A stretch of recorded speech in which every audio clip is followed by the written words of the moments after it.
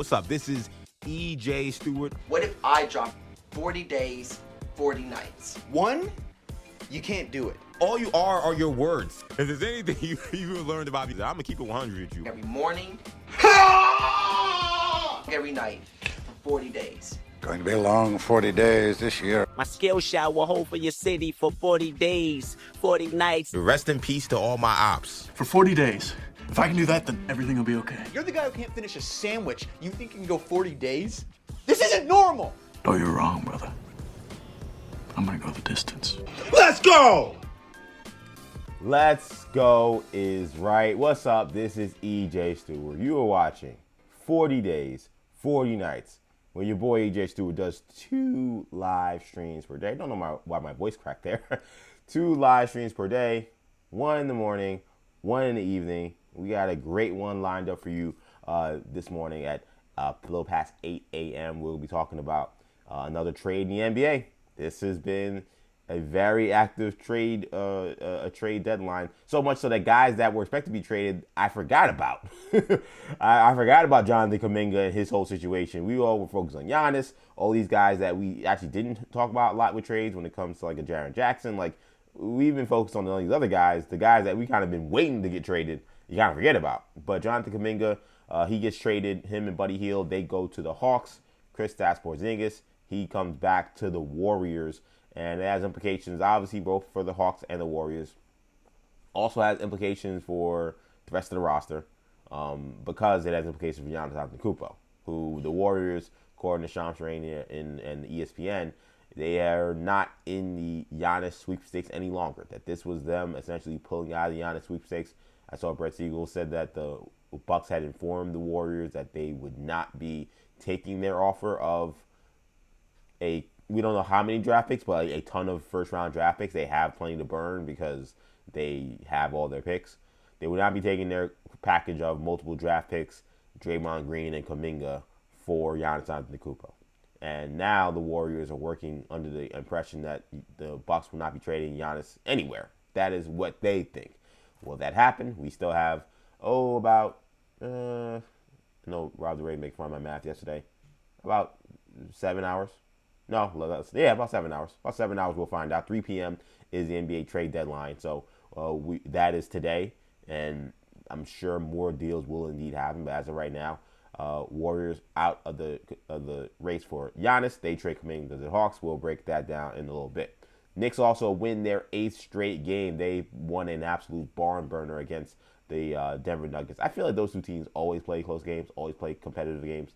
And even if they're not competitive, something like historic happens, like, I think OG had 40 points last year in the game they played in Denver. They always play kind of fun, weird games. Knicks have had the Nuggets number a little bit, but that was a great one. Knicks have given the national TV audience some really good games. They scored 4 million viewers for the Laker game they won on Sunday Night Basketball. It was the highest viewing the NBA has had for a non-Christmas game in 4 years. This one, I don't know the ratings are going to be, but just in terms of just the hoops was hooping last night. It was a really fun game. We'll break that down. Also, Knicks make a trade as well. Not a big one. The Knicks fans are at bated breath because they've been out of this whole thing. They've all talked about all these other teams. People, Knicks fans especially, like, yo, where are the Knicks? Where are the Knicks? Where are the Knicks? Knicks did make a trade. They traded Yorban Gabushele. They finally got him out of here. He had been... That guy, I was so done with that guy. Like, I'm so glad he's gone. He was making issues before the game yesterday, where he's under the comment section of Knicks Fan TV. Shout out to my guy, CP the Franchise. He's in the comment of Knicks Fan TV, commenting, responding to fans that are saying, hey, this isn't Yabusele's fault. He doesn't fit in Mike Brown's system. Mike Brown's not using him well. He's like, yes, thank you. Someone finally understands. I'm like, yeah, get this guy the F out of here, man. Like, I'm done with talking about Yabusele. So now he's done. Dallin Terry, a former first-round pick on an expiring contract. He comes back to the Knicks. I would not expect Dallin Terry really to be much of an impact player for the Knicks. He was a guy that was drafted in the first-round pick by the Bulls and never really caught on. He's a guard. He's athletic. He's a little bit of a tweener in terms of is he a point, is he a two, inconsistent shooter. But they just had to get rid of Gabusele and just get his ass out of the locker room. He just clearly was not jiving with anything the Knicks were doing this year. So he goes out, Knicks make that deal, but more importantly, they do get that 8th win. We have some details, some reporting last night from Ian Bagley about where things stand on the Knicks front for the trade market outside of the Yabusele deal. So we'll talk about that as well. We also have a big deal in Major League Baseball. The last big fish in this year's free agency has been signed. Framber Valdez, he will be going to the Detroit Tigers. He signs a 3-year, $115 million contract, $38 million AAV. There's an opt-out after the second season. So not the length that probably Framber Valdez was looking for, but in terms of actual salary, pretty good deal for Valdez. And I think a pretty good deal for the Tigers, who now also, I think, as we talked about the AL, and I said a couple days ago when we were talking about these teams, that it felt like the American League, most of these teams are kind of pseudo running it back, and it kind of makes sense because they're the best teams. I think this is another team where we say, okay, this is a team that had been extremely patient and had not really made a lot of aggressive moves, and Detroit fans actually were very concerned about their direction, given they had that massive collapse. They overcame it in winning in the wild card round, but you had that massive collapse to lose the division. I think fans were hoping that they would do something to upgrade the roster. They waited until the very last minute, but they finally made the move for Framber Valdez. So we'll break that down a little bit later. And something I want to talk about last night, didn't get to because we ran late and we ran a little out of time. But I want to talk about this WNBA situation because I think it's not something, where they're a little out of sight, out of mind. Like, we're locked into, obviously, it's Super Bowl week. We're locked down. Okay, NBA trade deadline has been red hot in a way it hasn't been in years. I would love to find out when the last time the NBA trade deadline has been this active. So we had that going. We got a lot of stuff going. We had a lot of stuff cooking on the grill, so to speak. The MLB hot stove ended up being pretty good. We had some pretty big moves. So I think the WNBA and their labor negotiations, which I think were a big story, kind of much of last year. Remember, you had the infamous Nafisa Collier. What would you call what she did? It was a speech. That's the best way to describe it. Her speech attacking the commissioner and going after the league for what they feel like is mistreatment. And here you got, now they're in like the negotiations and things aren't going well. Like they're missing deadlines. Free agency was supposed to start today or this week. That could not happen. And now we're starting to get real when it comes to like, are we going to see a lockout here? Because there has been no movement in a major way towards any kind of labor piece for this upcoming CBA that they have to sign. They're far apart on salary. They're extremely far apart on revenue. And some WNBA players that I said I want to talk about yesterday, Brianna Stewart, Sophie Cunningham, they've been commenting on where things stand. And to be honest, they don't sound all that good. They don't sound all that good. I can't speak to feeling like this is something that's going to end well. And I'm very curious, once we get out of the football funk and once we kind of get, I think March Madness will still take a little bit of a credence, though now that gets kind of close to the WNBA season when it's supposed to start. WNBA season starts around May. I feel like once we get kind of maybe third week of March, once we kind of get closer to like the Final Four, and then people realize, oh crap, like they still don't have a CBA. Like, could we go that long? I think it's possible. That's only a month away from now. Like, there's real concerns, I think, for the WNBA and the players for whether or not there will be basketball played on time, and what kind of damage would happen if they somehow miss games or miss an entire season. So we're going to break all that down. This is going to be a good one, man. 40 days, 40 nights, day 19 coming at you in week 4. I now know it is indeed week 4. I keep shortening the weeks. Last week I kept saying it was week 2 and it was week 3. Now I kept saying this was week 3 and it's week 4. We're in week 4, 40 days, 40 nights. Thank you guys for rocking with me again. This is EJ Stewart. Of course, same rules apply as always. If you want to catch this show, you can catch it multiple ways. Number 1, catch me on YouTube, where that is our main hub, and we're streaming live on YouTube. New Generation Media, it's a YouTube channel. Do me a favor, if you can. Subscribe to the channel. That helps us a ton. Give us a like in the video. That helps us a ton. Give us a comment in the video. That helps us a ton. Even if you don't have anything to say about sports, you don't want me to respond to you in a sports way, you're afraid, oh, I don't want to give EJ a take and he ripped me apart. Just say hello. Just say, yo, what's up? Hey, yo, love the show. Hey, love you, whatever. It's all good. You know, it doesn't have to be a crazy super sports take about, oh, EJ was wrong about, you know, how the Knicks third quarter last night. You don't have to get on that deep. It's all good. But a like, a comment, it goes a long way. I do appreciate it. Shout out to my guy, Bob Custer in the chat. He's always someone that's been loyal, and I appreciate him for what's going on. Good morning, EJ, etc. All from High Sierra, near Reno, Nevada. Knicks are on a hot streak. We like the Vegas Knights. LA Kings to go 6+ goals tonight. Also, Senators Flyers 6+ goals. So there's some hockey gambling advice for you. I'm just gonna say sure. I'm just gonna say sure. I assume that's a lot of goals. Well, I know it's a lot of goals. That I do know. In terms of whether or not those teams actually score a lot of goals, that I don't know. I don't have that information for you. But Vegas Knights and Kings should be a really good game. Again, the Kings made a big move yesterday. Knights have been one of the best teams in the NHL for the last few years. So those are some games. And shout out to Bob Custer. Shout out to everybody else watching. We got pretty nice viewership this morning. A lot of people on X checking me out, so I appreciate that.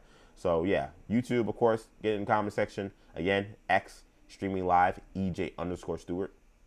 Also, again, I learned because CP the franchise commented one day that you can indeed comment under, I guess, the video for X. I wasn't 100% sure if I could see those. I haven't seen one yet. But if you're watching on X, you want to say what's up to your boy, again, like the video, comment. That I appreciate that. That helps. And of course, we're on Instagram Live as well. And I read those comments as well, and likes on there help me as well. Make sure you subscribe to me and follow me on Instagram, ActionEJ. Again, follow me on X, EJ_Stewart. So let's get the ball rolling, man. We got a lot to talk about. And I want to begin talking about what happened with the trade last night. So, like I mentioned earlier at the top of the show, Warriors trade Jonathan Kuminga and Buddy Hield to the Hawks. Those guys in exchange for Kristaps Porzingis. So, a lot of things I feel about this before we even get to the Giannis aspect of it. We knew that Kuminga's time was coming to an end with the Warriors. He had been miserable there. He had fallen completely out of favor with Steve Kerr. He also didn't seem to be a big fan of Kerr himself. So we knew that relationship was broken beyond repair. It's kind of like, not stunning, but it's kind of like interesting that it took this long for the trade to happen. Though you kind of assume that maybe this was a framework that had been there for maybe days, maybe even weeks.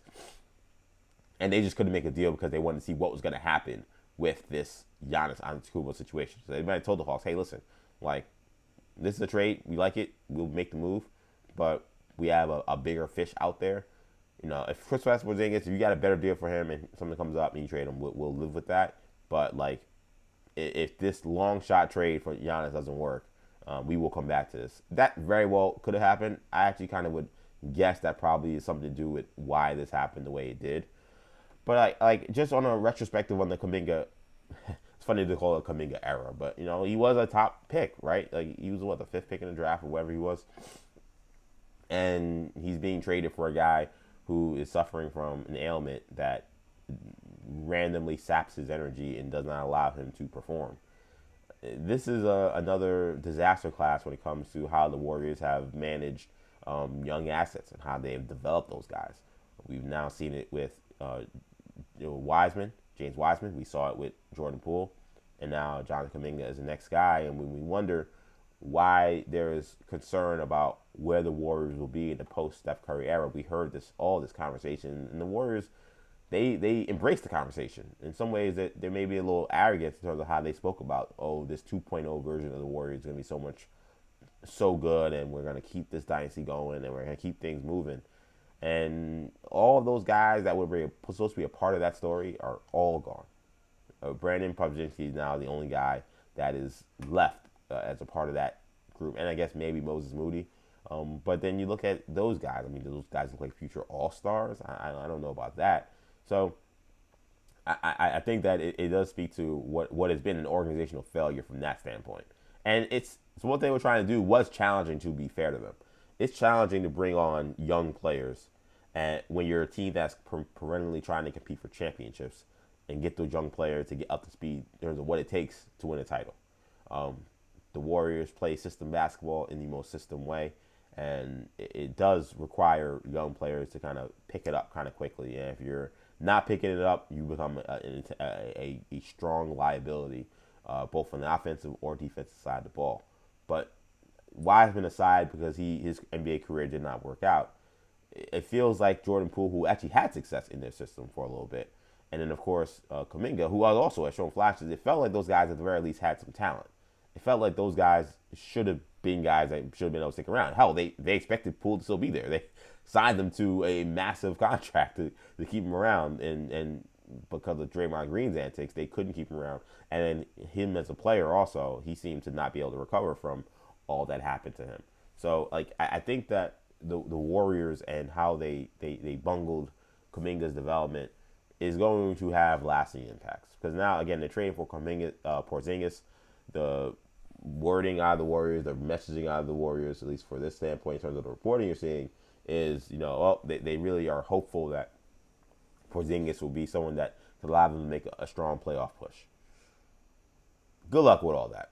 I mean, we know Kristaps Porzingis' deal at this point in time. He is extremely unreliable when it comes to his health. And we know he's like, some of this isn't on him. Like, again, he has postural orthostatic tachycardia syndrome. Apologies, I'm not 100% familiar in terms of pronunciation of it. I know it's they basically call it POTS. Has been like the acronym people use. And it's an illness, and it saps his nervous system, and it comes and goes at any moment. And last year, it came right around the time they were getting ready for the playoffs, and he was kind of not available during the playoffs, and they played the Knicks, and he's just a shell. It's like he's not even out there. When he was out there, he tried to give it a go, he couldn't, and the Knicks ended up dismantling the Boston Celtics in that series, in part because Kristaps Porzingis was on a milk carton. And if you're relying on him to be someone that can help you in the postseason, you just don't know whether it's going to be this or it's going to be some other injury he may come up with, because he had the weird leg injury, remember last year, 2 years ago when they won a championship. He had that incredible game 1 of the NBA Finals, and then he had some bizarre leg injury that they said that they almost never seen in a human. It was like a calf injury, lower leg, behind the leg injury. They couldn't really describe it even. He injured something no one ever heard of. It's just, that's the guy's deal. Now, you could say, listen, Kuminga wasn't playing for them, so what difference does it make? I would argue, well, Porzingis may not play for them, so if you're going to trade Kuminga for somebody, I think I want to trade for a guy that I'm guaranteed is going to play for them. And there is no guarantee Porzingis is going to play, not because he necessarily is injured or hurt right now. It's just because you don't know when something's going to happen or something's going to go down that's going to hurt his opportunity to play. So that's just the nature of Porzingis' situation. I didn't grab this down, but I'm going to see if I can try to play it for you here, because I was watching SportsCenter last night, and it's rare that, it's rare that I watch SportsCenter. No disrespect to SportsCenter, it's just I don't watch it as much anymore, like a lot of Americans, to be honest. But I was watching SportsCenter last night. It's probably because the Knicks game was on. I was watching the Knicks game was on, and I actually watched the Spurs game last night. Spurs played the Thunder. The Thunder were extremely undermanned in that game, but it was still a good game. They had a bunch of journeyman guys who were keeping them in the game, and they almost kind of stole it at the end. I want to play for you this sound, though, because I'm watching SportsCenter, and it's Trevor Scales, shout out to him, an ABJ member, and Kendrick Perkins talking about the trade. And Kendrick Perkins, I'll be honest, said, I think, what we all kind of thought when we heard that Kristaps Porzingis was being traded, and I want you guys to hear it from yourselves. I forgot he still played basketball. Come on, man. Come on. No, I'm serious. I'm serious. I haven't heard his name till tonight. It does absolutely nothing for me. I mean, come on. That's harsh. That's harsh, Perk. Perk, really? I forgot he still played basketball. Come on, man. Oh, no. Oh, no, Perk. Oh, no. That sucks. And the one... I don't want to make light of his illness. He has an illness. He has a condition that it hurts him, and that's unfortunate, obviously. But I don't think even Perk was talking about that. I think it's just he's been in Atlanta. I kind of was I kind of had to look up his stats, be like, how often has he played? I've seen him play, but it doesn't seem like he's also even been the impact player the Hawks thought he would be. If you guys remember this offseason, the Hawks And of course, I don't have my water here. I left my water all the way over there. I hate when I do that. But I got coffee. That'll have to do. The Hawks were kind of seen as like one of the it teams coming into this regular season. It was they were one of the teams. A lot of the kind of basketball nerds, your Zach Lowe's and Ben Gollivers of the world, and shout out to them. I love those guys. And I'm inspired by those guys.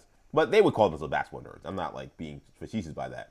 But a lot of those folks, that Kevin O'Connor, that ilk, a basketball reporter, basketball observer, those folks kept saying, "Oh, the Hawks are spicy. Oh, watch out for the Hawks this year." And nobody's looking at the Hawks. And I kind of saw it, but I was like, I don't know, really? Like, Jalen Johnson looked good last year. Okongwu was pretty good. And they got Porzingis. I was like, all right, Porzingis, what's his health situation? I don't know. In theory, he would be a good match with Trae Young. But is Trae Young going to be there? It seems like the Hawks weren't committed to him. And the Hawks played kind of okay to start the season. Then Trae Young came back, and then they lost a million games. And they're like, whoa, we got to change this. This isn't working out. So when he mentioned, when Perk goes, I forgot he played basketball, I kind of was the same way, because the Hawks were a team that I think initially people were into as maybe like a sneaky top 4 team in the East. And they've been nothing close to that, really, for most of the season. So I kind of forgot about all those guys on the team, to be honest. Like, unless you're gambling or you got fantasy basketball, they have not been a team that's been like a league pass team or a team you wanted to pay attention to, really. They're really boring. And I was watching this live when Perk had that. And I guess they didn't include the question, but the question was good. He was like, what do you think about the impact Kristaps Porzingis could have on the Warriors? He's like, I forgot he was playing basketball. Oh man, shout out to Perk, man. Quite funny there. But that is kind of the reality of where Porzingis' career is, and it's to me it's also like a reality of like how sad the Warriors situation is. I mean, because of the equity that Steph Curry and Draymond Green have earned there, they have no choice but to just play until the wheels come off. Like, this, I guess, has to be kind of like what like the Detroit Pistons were at the end, and I'm talking about the bad boy Pistons. Like, with like, they had already, their time had come and gone. They had no shot at winning a title, but they weren't going to trade Bill Laimbeer. They weren't going to trade Isaiah Thomas. They weren't going to trade Joe Dumars, who actually ended up playing with Grant Hill, ironically, because he was one of the younger guys in the bad boys. They did trade Dennis Rodman, but like that, like core three, those three, they just let them play until they retired, and it's like they earned that. Like, it didn't, like, it wasn't like, again, you're going to trade Bill Laimbeer at the end of his career for who? For what? What's the point with that? That's kind of what the Warriors remind me of. They kind of remind me of, they've obviously won more titles, but I think this is going to kind of end like the bad boy Pistons. I hope it doesn't end with Steph Curry with some terrible injury. Obviously, Isaiah Thomas' career ended on a torn Achilles. I do not want that. I'm not saying that at all. But I just think in terms of like, oh, is there going to be some like late last minute push where they push to try to be a championship contender? That's not happening. And I'd be honest, like the idea that they're going to trade Steph and Draymond at this point, like I keep saying they should. I keep saying I hope they definitely trade Steph. It doesn't seem like they have an appetite for that, and it doesn't seem like those guys want that. Like Steph Curry just said, he was quoted after one of these games recently saying that, like, could I chase a title? Yes, but like, what good is that? I've never wanted my career to be someone chasing titles for some other team. And he has the opportunity to do something extremely special, which is start his career and end his career as a truly all-time great with one team. It is now become, he's a dinosaur in that regard. Like Kobe, Tim Duncan, Dirk Nowitzki. As far as recent guys, that's it. Not even Dwayne Wade. Dwayne Wade, remember, had that weirdo stint he had like a year and a half or however long it was with the Chicago Bulls. A lot of these guys, again, all-time greats, they don't get to play for one team for their entire career. So Steph, he may not be like one of the last guys to do it, to be honest. Like, or at least the last guy in a long stretch of guys to do it. So I look at it and I'm like, I'm not something I'm not a Warrior fan. So it's not super special to me that he continues and finishes his career with the Warriors. But it's important to them. And it's important to those players, it's important to the community, it's important to the organization. So if it's important to them, then that's probably where it's going to go.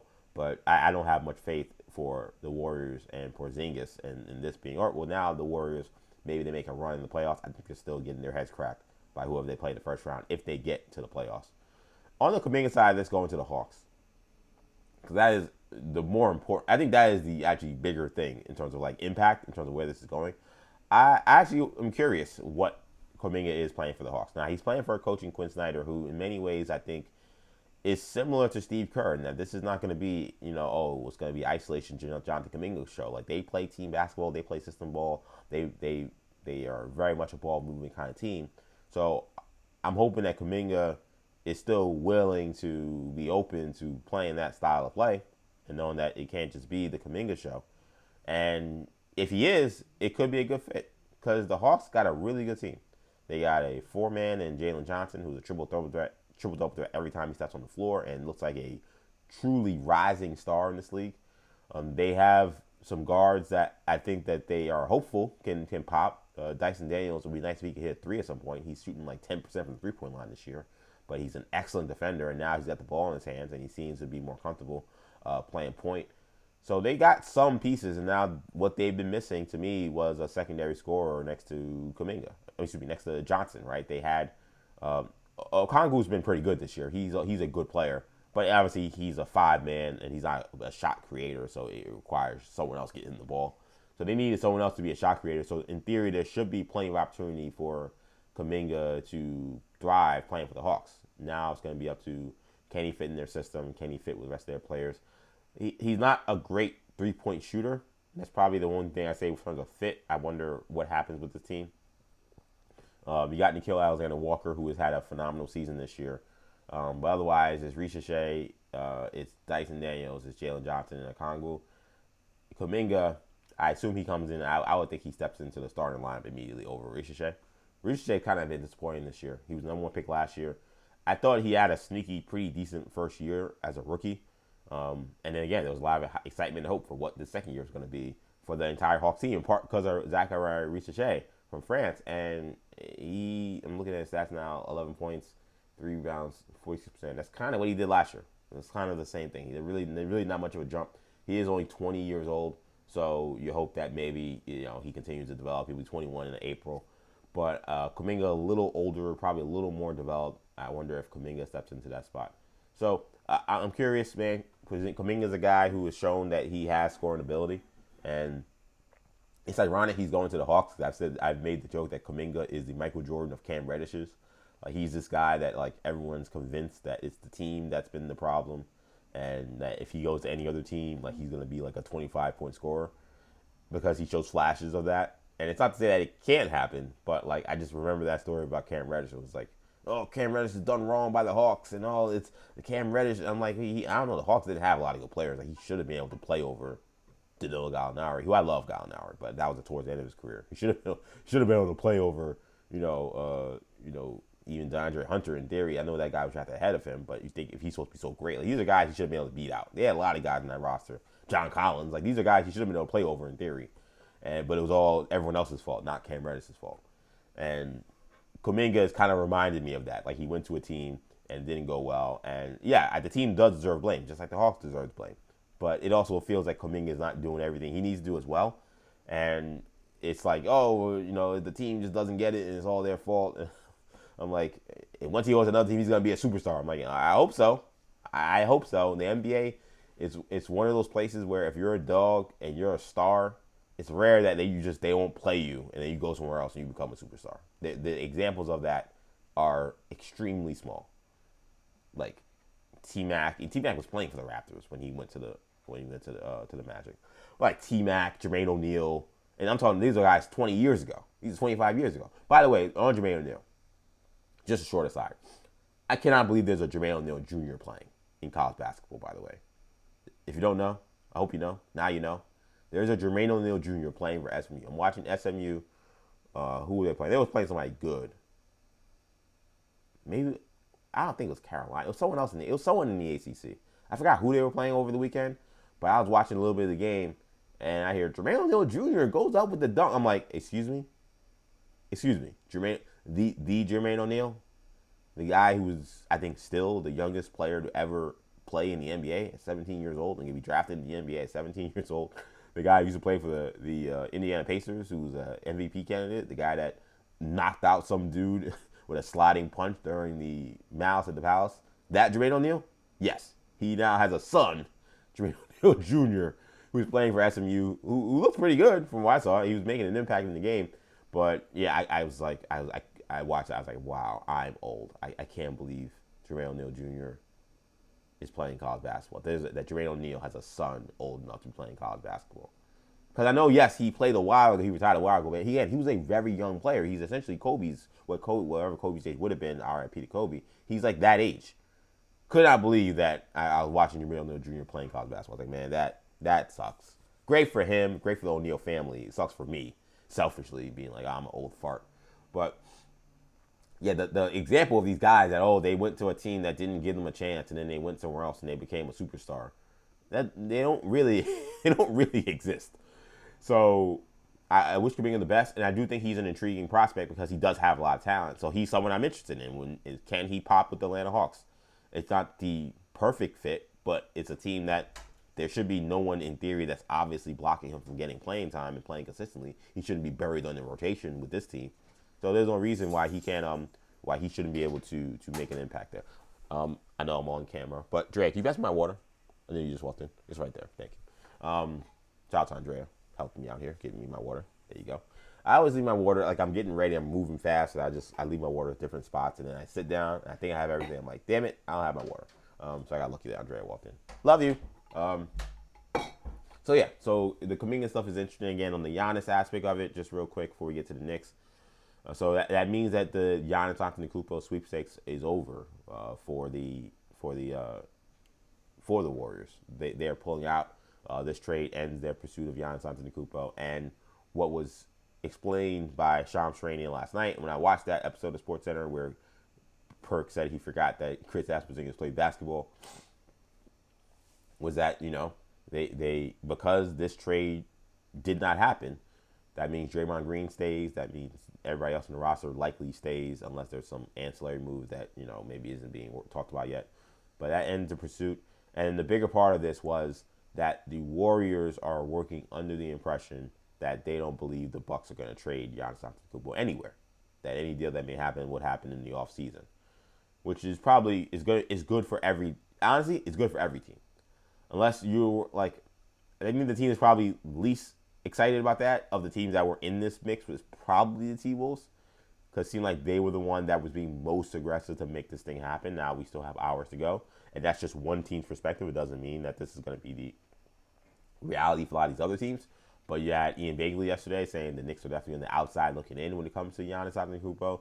Now you have the Warriors taking themselves out of the Giannis Antetokounmpo sweepstakes. Kind of tells me, all right, they have not taken the Heat offer yet, and the Heat offer has been on the table, and the T-Wolves have been maneuvering like crazy to try to make something happen, and nothing's happened yet, and we're running out of time, and any Giannis deal is probably going to be very complicated. I think the momentum, which I think earlier this week, the way things were moving, I was starting to think, man, this might actually happen. I think the momentum is now shifting back to he stays a Milwaukee Buck. And that's probably the right move.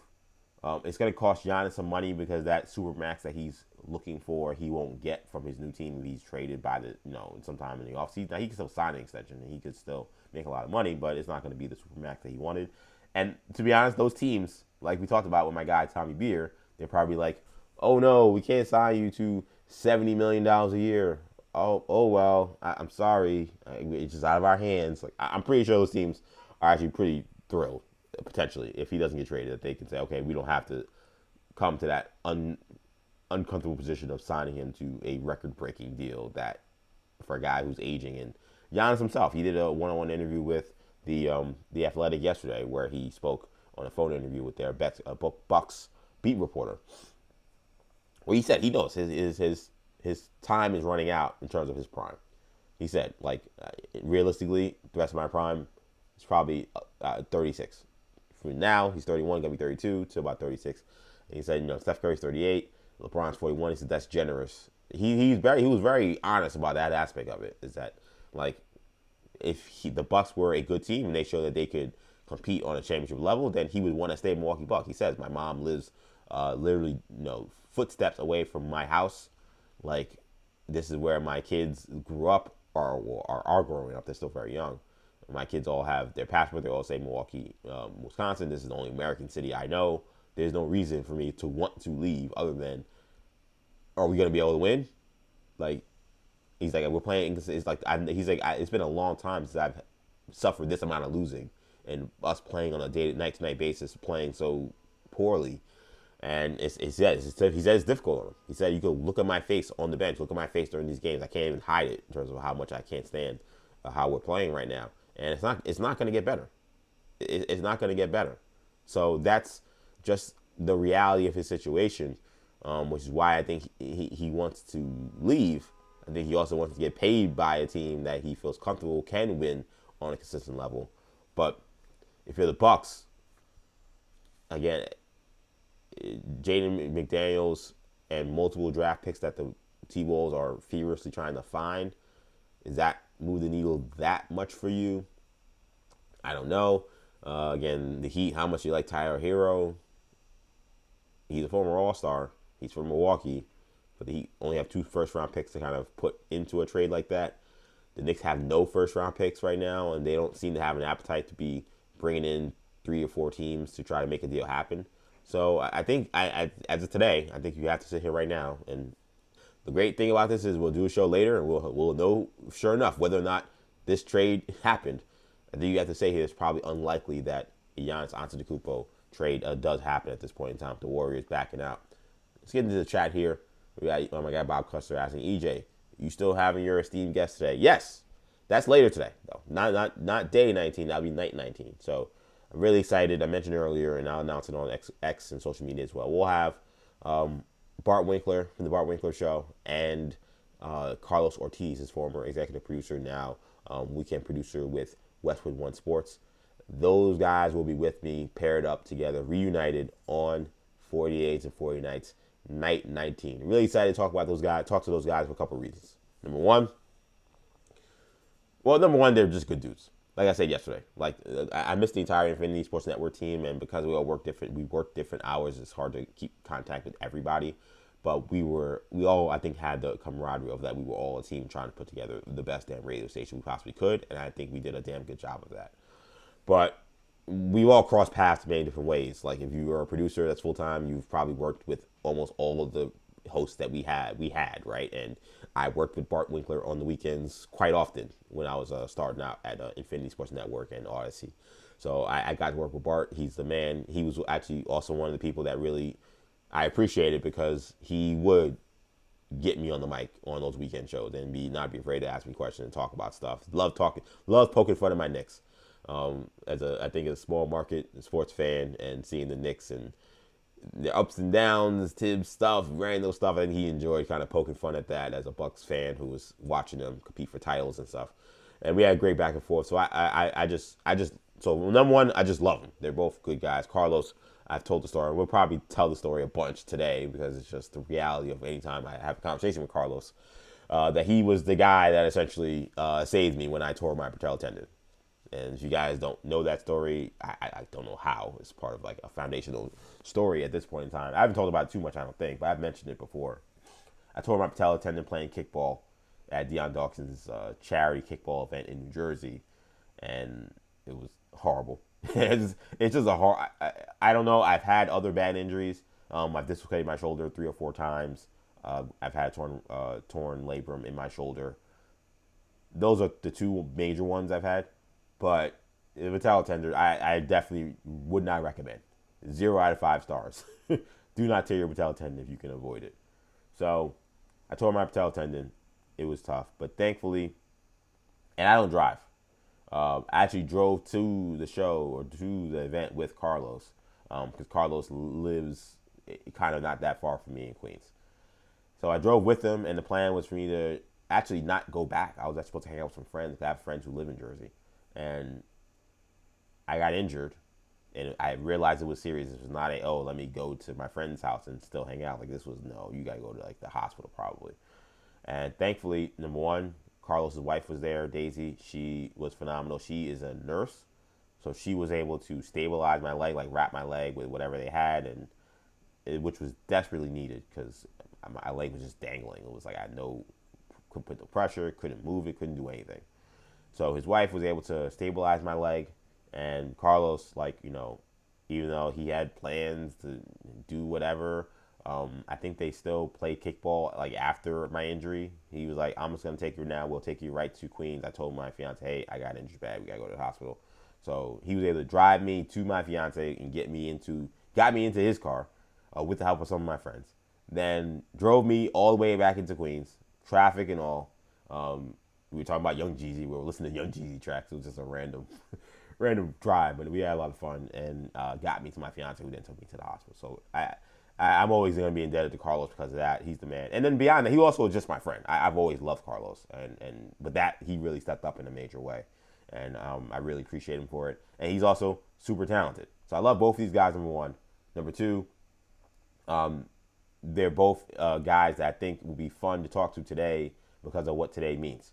For Giannis, Bart Winkler being a longtime radio host in Wisconsin and in Milwaukee, he's very tied into this team. So whether he stays, whether he goes, getting his perspective on what this trade deadline means for the Milwaukee Bucks and their fan base, and Giannis and kind of his story, I think will be important for him. We got Carlos, who's a Bulls fan. The Bulls have made some moves. And then he's also a big Giants fan as well, and he talks a lot of Giants, and the Giants have made some, obviously some big coaching hires. So I'd love to get his perspective on that. So we got a lot to talk about from the sports standpoint. And the third thing, when I announced 40 days and 40 nights, both of those guys got in my comments, and they were like, I said, hey, this is not going to just be a sports show. This is going to be kind of a variety show. Today, it's kind of a sports show. But some days, as you guys know, it's not. Some days, it becomes more of a hip-hop show. Sometimes it becomes more of a wrestling show. Both of those guys got in my comments and said, when are we talking about Marvel stuff? Because of my collection of sports friends that I've grown in this industry, from working at Infinity, working in other spots, Carlos and Bart are very much definitely high up on that list of superhero Marvel DC nerds. They love this stuff just as much as I do. See, I'm rocking my fiance Andrea. She loves the shirt, by the way. She mentioned it. That's a nice shirt. This is my Rogue Gambit X-Men shirt. This is one of my favorite shirts. Literally one of my favorite shirts I've ever had. This is like an iconic picture. And Rogue, I was telling Andrea that, Gambit is, of course, my favorite X-Men. And Rogue is my favorite, one of my favorite female X-Men. One of my overall favorite X-Men, too. But definitely, like, as far as female X-Men, she's probably top 2 or 3. So I love that Mr. and Mrs. X are a thing. And I'm very happy that Marvel, as a comic book company, has realized cut the crap, let them just be together and just live. It's the X-Men, so there's always gonna be doom around the corner. But let's let them have their lives as married couple. They deserve to be together, and I'm very happy that Marvel has acquiesced to that. And the Gambit and Rogue fans have been allowed for a couple years now to be together and not have Gambit become a member of the 4 Horsemen of Apocalypse, or some other Rogue become a vampire or something weird. These are weird things that have actually happened in the comics. None of that has happened of late, and they've just been together, which is great. So I'm a big fan of these two. So I'm a big fan of Marvel stuff. They're a big fan of Marvel stuff. So I'm sure we will get into Marvel stuff today. I'm hoping they watch Wonder Man. I am 6 episodes in. Wonder Man is becoming that bit where I keep saying, oh, I got to talk about Wonder Man on the show, and I haven't yet. I'm almost done. I think I'm on episode 6 and there's 8 episodes. But if I finish it today, and if they finish it, I can hopefully maybe talk to them about it a little bit. So we'll get into Marvel and DC stuff, because I definitely want to get that in there. So yes, thanks Bob for asking, and great story about Carlos. Yeah, Carlos is the man. He I've told the story a little bit, but yeah, he helped me get home when I could not move. And his wife was there, and she was super helpful. So again, I'm indebted to Carlos for a long time for that, and I definitely owe it to him to help me. And as John Lean says, shout out to Carlos. Shout out to him, man. Again, Carlos is a great dude. So I'm excited to have both those guys on the show, and I'm excited to reunite the Bart Winkler show. I think what's so dope, well, nothing is dope about losing your job. Let me be clear. But once we get past, okay, you lost your job, that sucks. What was so dope about the experience of hearing from you, the listener, you, the viewer, you, the supporter, wasn't even so much just the people who supported Maggie and Perloff's show, and how much they were, obviously, that you guys were phenomenal, and how gracious you were, and how much you supported us throughout the years, and we owe it to you guys. Part of the reason why I'm doing this is because of that, because I felt like we sat, and I was like, I don't want that audience, if it's 2 people, if it's 5 people, if it's 70,000 people who want to hear from somebody from the show on a daily basis. I don't want them to have nothing. And that's one of the reasons why I wanted to step up and do this. So you guys have had a great impact on me. But what was so dope about seeing the reactions from people just like showing their love and support was because we're locked into our show and what we're doing, like you kind of forget, like there are people who view us as like an entire station. So to see the amount of people who were showing love to Zach Gelb, who were showing love to JR, showing love to Pat Boyle, showing love to or Bill Ryder, and then showing love to Bart Winkler, and just how much Bart Winkler, for a lot of folks, you know, he was a staple for them every day, and him and Carlos as a team. Because again, like, you know, I know how talented Carlos is. I've worked with Carlos. He's produced my shows, but I work a morning show. I can't always listen to Bart and Carlos every night. So I knew the show was doing well because I kept hearing how awesome it's been so far. But like to see just like the fan reaction to like people being like, you guys were the absolute best, was really awesome to see. Because again, you're doing your show and you know people are listening, you know people are watching, but you're so locked into just doing the best show you can that day. You don't know the impact you're having on people. So to see how much Bart and Carlos, the impact they had on folks, in all the shows we had, was really cool. So I'm excited about that aspect, that I get to reunite these guys. I know Carlos was on Bart's show recently. I was hoping this would be the first reuniting together, but I think, of course, Bart beat me to the punch. It's his guy, so that makes sense. But we will have the second reuniting of Bart Winkler and Carlos Ortiz. That's going to be at 7 p.m. tonight. So I'll, start the show at 6 p.m. I'll stay away from the apples. Long story that I'm not going to get into today, but that was part of the reason why I was late yesterday. Wasn't feeling too well. But they'll be on 7 p.m. Eastern here, talking Giannis, talking sports, talking all good stuff here. We got Bob Custer in the chat. And speaking of love, where is Big Friendly? Great question. That's a great question. You guys got, I do have Big Friendly's contact, but I mean, you guys can contact Big Friendly. Big Friendly I don't like to rank, callers and viewers of the show, but among one of the absolute best supporters of Maggie and Perloff show. And seems like an all-around great guy, all-around fun time whenever he was calling in and whether he was in the chat. Yeah, I was hoping Big Friendly would be in here at some point. Someone tell Big Friendly that we're doing this. Tell Big Friendly that we're halfway through, but he can still make an impact on 40 days and 40 nights. We talked, I know the Rams, they got eliminated. We did talk a lot about the Rams. But yeah, Big Friendly was a big, he was a loyal, almost everyday call. Not every day, but often caller, and you always brought the heat. He always did a great job, phenomenal job calling in with insight, humor, just awesome life story. He just all around seems like a really sweet dude. And we haven't heard from Big Friendly since this happened, and I've heard from him, but not like on the show. He has to come on 40 days and 40 nights. So I don't know. Yeah, you got y'all communities and Discord chats and stuff. Like, hey, reach out to Big Friendly, tell him this is happening, and let's keep the ball rolling. Let's get more of the Maggie and Perloff Weedos and Coffee drinkers watching 40 Days and 40 Nights. We're doing good numbers today, by the way. We're over 100 viewers this morning, which is really awesome. Probably one of the highest morning viewers we've had so far. So I really do. I'm excited about that. Appreciate that. Let's keep it moving here, man. Again, it's 40 Days, 40 Nights with your boy EJ Stewart.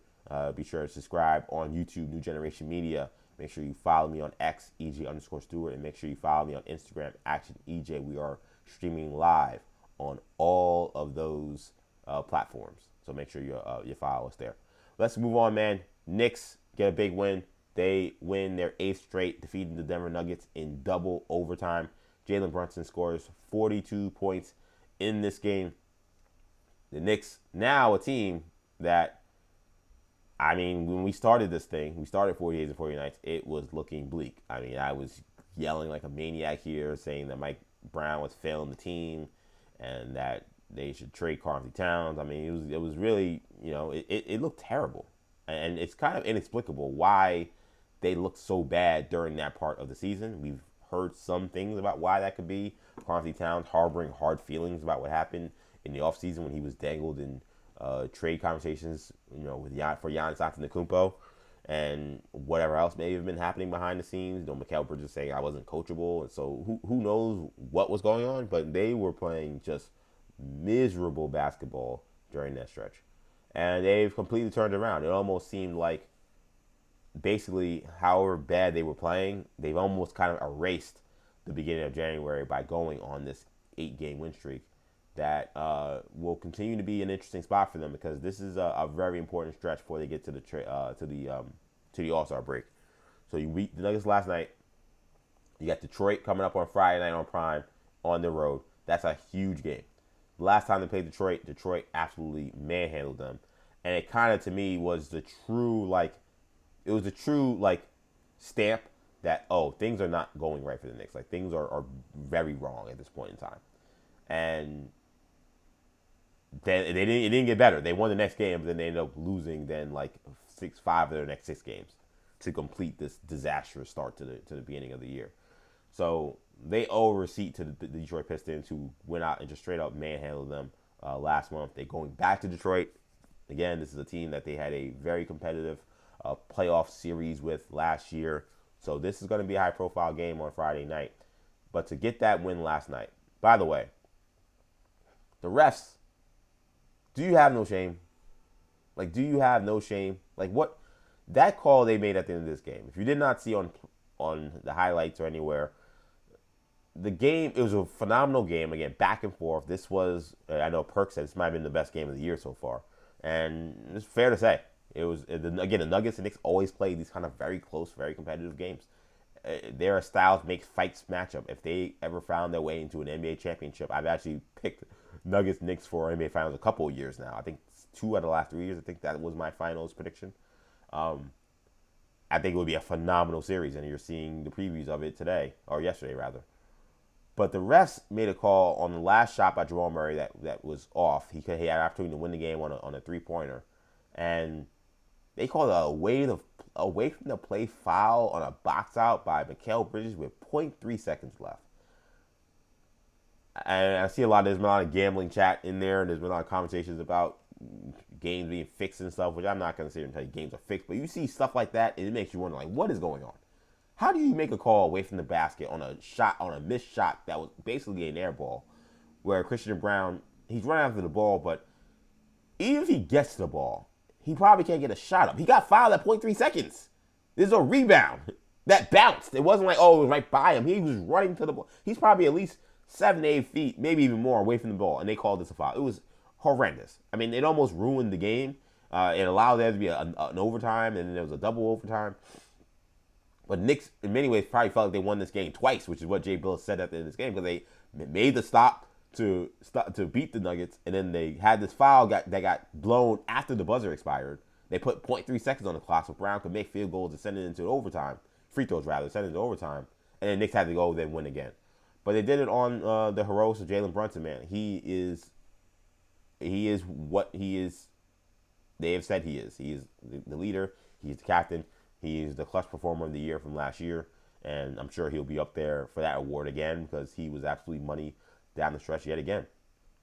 And I do think you're looking at this Knicks team now. They traded Gershon Yabusele. They brought back Dalen Terry. Not someone I expect to have any major impact on the team. I do Terry makes more sense for this team just in terms of what he can do if he plays. He's a guy that can pick up full court. He can defend a little bit.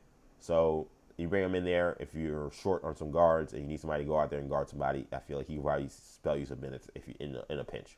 So he fits better than get Yabusele. Yabusele is giving you nothing, and especially once Mo Diarra, who also had a good game last night. I mean, he really looks like the Knicks found something with him. So once he's now become really, they don't play a lot of true backup 4 men because of just the rotation of the bigs. But if they were going to go to a true backup 4, he's the guy, not Yabusele at this point in time. So Yabusele is gone. Again, good riddance. You're in the comment section complaining about Mike Brown coaching strategies. Give me a break. Yabusele seems like a good dude outside of that. I really appreciated his commentary on some of the social justice issues happening in this country and in the world. But in terms of basketball, I'm done with this guy. Please, leave me alone. So he's gone now. You bring in a guy who I think makes more sense. I'm curious with the Knicks, will they find a guy to kind of complete the roster in the way that they think they need in order to get that push and get to the NBA Finals? Because if you were out on the Knicks after that West Coast trip and how they started, I think you got to get back on. These are some impressive wins they got on their ledger now. I know you can say, okay, you beat the Nets by 60, who cares? Okay, but no, you beat the Sixers, who were who kind of looked like they owned you a little bit earlier in the year. You beat the Raptors. You blow out the Blazers at home, and then these last few games, Lakers at home, Luka and LeBron playing. No Reeves, but Luka and LeBron playing. You beat them. Denver at home, Jokic playing. I know no Cam Johnson, no Aaron Gordon, but you don't have Josh Hart.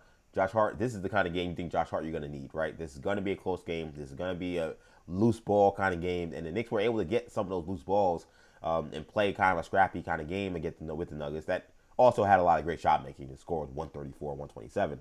But to win that kind of game without Josh Hart is pretty impressive.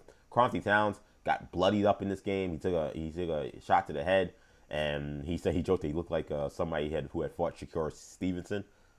Teofimo Lopez continued to take strays for that loss he took. And at one point this week, or maybe never, we got to talk about Teofimo Lopez and, like, his situation with his dad. Like, the advice he was getting during that fight was awful. And then the way his dad seemed to just blame him for all the reasons why they lost, even though he was giving them... His dad's his trainer, by the way, for those who don't know.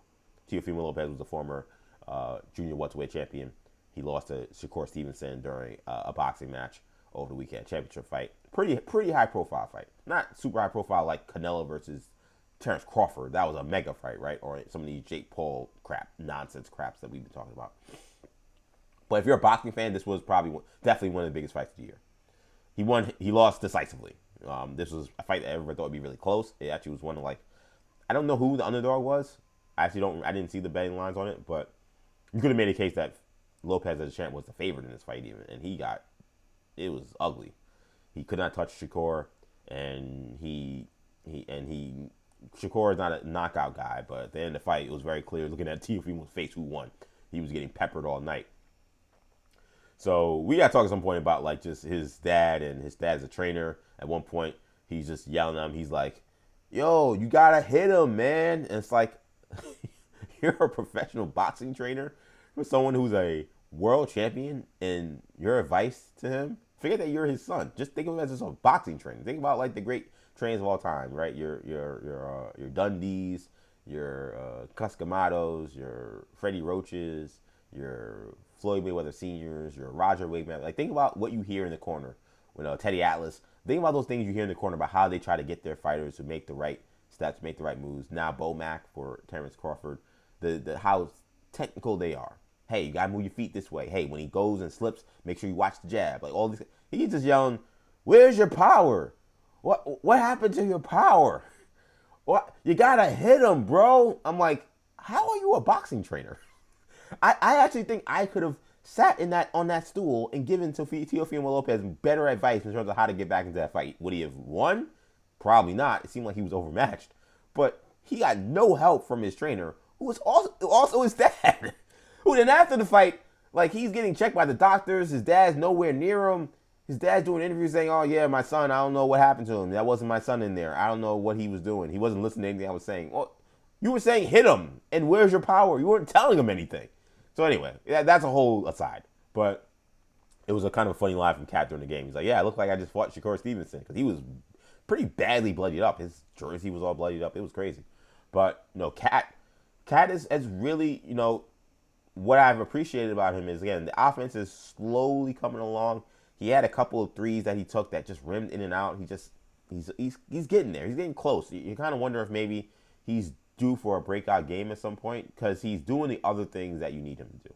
I thought he guarded Jokic really well. He does get fouls. He fouled out last night. I think Jokic flops more than people talk about. Like, we all talk about, Brunson. There's the usual suspects everybody complains about, right? Brunson, Harden, Luka, whatever. Jokic, it's not really so much when he has the ball, and that's probably why people don't talk about it as much. But on, like, the glass, he's just throwing his body on the ground. On contact, yeah, are you getting pushed? Yeah, there's bumping and shoving or whatever. But there are plays I'm like, yo, you're 280 pounds. Like, there's no way, even someone as strong as Mitchell Robinson is hitting you for going after a rebound. You get hit, you're flying out of bounds. And he tricked the refs on a couple of those. And I'm like, come on, he flops a lot. But I thought Cat's defense on him was pretty good. Mitch was phenomenal defensively. Jokic got his volume numbers, but he shot terribly from the three-point line. His three-point shot was awful all night. I think they did a good job contesting him. And And Cat is rebounding the ball extremely well. He had another 20-10 game. He's near the top of the league in double-doubles. So, I talked a lot about me saying, hey, they got to trade this guy because you can't win with him playing like this. Well, if he's playing like this, which is what we're asking for, if he's going to be that aggressive around the basket, if he's going to be that much of a force on the glass, and if he could be a presence in the paint and he can get you your 20, 25 points a night, that will take. The guy we saw during that losing streak where he's not playing any defense, he's not getting back on defense, he's losing hustle plays, he's shooting the ball terribly, he's turning the ball over, that guy the Knicks can't win with. The guy we've seen in this winning streak for the most part, even in the games where he's not shot the ball well, that guy you can win with. Because when he hasn't shot the ball well, he has rebounded, he's defended at a much higher level. You're starting to see maybe Cat come out of this, and that's probably the biggest sign for the Knicks that you got to be optimistic about, beyond the fact that you're winning. Is that, okay, you found a way to win, even with Cat still finding his shot, but he seems to have now found how to be an impact player even if the offense isn't perfect for him, which is what we've been asking for. We know it's not a perfect scenario for you, apparently. I don't know why, but it's not perfect. It can't be it's not perfect because I'm mad they tried to trade me. Well, it's not perfect because I'm not getting enough touches, so I'm not going to play defense. Those things can't be the reason why you're not giving your 100% max effort. That has not been the case for Cat anymore. We're seeing him give 100% max effort in these games. So this was a great win. It was a phenomenal win for the Knicks. The Nuggets, I don't think the Nuggets, this was not a bad showing either. I think to go into that game, Jokic was on a minutes restriction, and they've been blowing through that minutes restriction. He's supposed to play no more than 29 to 25 minutes a night. And last night he was at 40 because it was a double overtime game. They played a couple of nights before, I think, and he was at 36 or 35. And the way they described it is it's a minutes limit, but they're not going to sacrifice losing games for the minutes limit, which I'm like, well, then then it's not a minutes restriction. If you're saying it's a minutes restriction unless we are trying to win, then it's not really a minutes restriction. But I assume he won't play whatever the next game. That's when they just sit him because, I don't know what is their schedule. Do they play tonight? Do they have a back-to-back? They had a back-to-back. And the Knicks obviously just came off back-to-back. But they played Chicago. Okay, so they have a little while. So they played Detroit. They lost that game, a close game. And they played Chicago on the 7th. So they got some time. So he actually may be okay. They did lose Peyton Watson in this game. He went out late with a hamstring injury. That's bad news for them. That's not a good injury. Watson has played really well this year. I think he had a 40-point game recently. And because they haven't had Cam Johnson and they haven't had Aaron Gordon, what's been great about this time is they've been still been able to win. But also what's been great about this time is they've been able to allow Peyton Watson to get a lot more time, a lot more burn. And for a guy who I did not love coming out of the draft, I actually did not love coming out of high school, he has turned himself into a pretty good player. And it's given him a lot of opportunities, a lot of experience to play extended minutes because you never know what you'll need in the playoffs. So he goes out with a hamstring. You got to hope it's not super serious. But that's a bummer because they are very shorthanded still, even with having Jokic back. But this was a good game. I think with the Knicks now, I think you can comfortably start feeling optimistic again about, okay, we can talk about what we were talking about before. When we were talking about trying to win a championship and getting out of the East, it just seemed like that you couldn't really talk about that unless you were talking about trading for Giannis or you were talking about making some other kind of trade where you were moving Cat and trying to change the furniture of the room to fit this team better for Mike Brown. Because that's how bad they look. You're seeing that a lot of defensive issues just seemed to be effort. I don't see any major shift or major change. It seemed like the guys did have to take ownership about how poorly they were playing defensively, and they had to take pride, and they are. Jalen Brunson, I know they give their daily defensive player of the game, hard hat, neon vest, and Timberland boots. That's like the trophy you win if you're the defensive player of the game, given by Mike Brown every night. Jalen Brunson won one, which is he never wins them because he's not the greatest defender, but against the Wizards, he had all these steals. He was super active. I've mentioned that I think that one of the differences I have seen is when he has been needed to step up to the plate and guard his man or guard on the switch, he's been doing a much better job. And he said, I'm making a better effort. Again, guy saying better effort. Carl Towns, you're seeing better effort. I remember, Mark Jackson, when he was coaching the Warriors, he used to say this about, Steph, at that time, Monte Ellis, and the guys they had. He was like, I don't need you to be great defensively. You're probably not going to be. But I need you to give effort. I need you to hold your end of the bargain. I need you to make it difficult on the other team. You cannot be a sieve. If you can give me the effort and you compete, that was his thing. You got to compete on the defensive end. You're not going to be Draymond Green, Stephen Curry. You don't have the ability to be Draymond Green. Draymond Green's an all-time defensive player.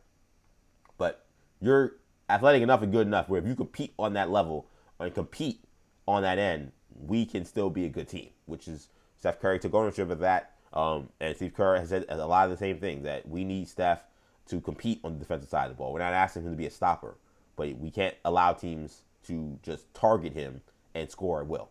And Steph Curry, I think his defense is so underrated. People like say, oh, he doesn't play defense. I'm like, he's not a defensive stopper. He does play defense. You don't find me the clips where Steph Curry is getting blown by or destroyed. They don't exist. Find me the clips where some guy's giving Steph 50. They don't exist. He has become, especially after they lost that championship to the Cavs, he's become a guy who plays who competes. He's not a stopper, and if there's like a big time guard they're playing against, they're moving him off that guy. But if he has to guard the number 2 guy, whatever it is, you don't see clips of Steph Curry getting destroyed. He does play defense. He's just not a defensive star, or he's not a defensive stopper.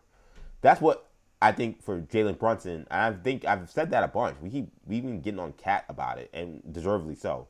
But I've said Jalen Brunson needs to hold his own much better as a defender. Like, he can't be in a spot where a team can just target him, and he just have no answer. Or the team is so afraid to put him in switches that you got, Mikal Bridges or OG, whoever it is, running through 4 or 5 different screen and rescreens just to get back to their man. Like, at a certain point, like, even defenders as great as OG and Mikal Bridges, like, they're not going to be able to do only but so much. So I think Brunson's been much better on those switches, much better on those screening situations. It hasn't allowed them to screen as easy in those spots, which I think has improved the Knicks defense overall. And again, I think everyone overall has kind of stepped their defensive effort. They're not allowing themselves to get beat. And it's kind of scary that you can see a team just not give effort for 2 weeks and that be the reason why they lose 9 out of 11 games. But the one thing that I think I did say before the season, and maybe it's something I should have reminded myself of, is this is not the Tibbs Knicks. And I actually say this with respect to Tibbs. It's not diss to Tibbs.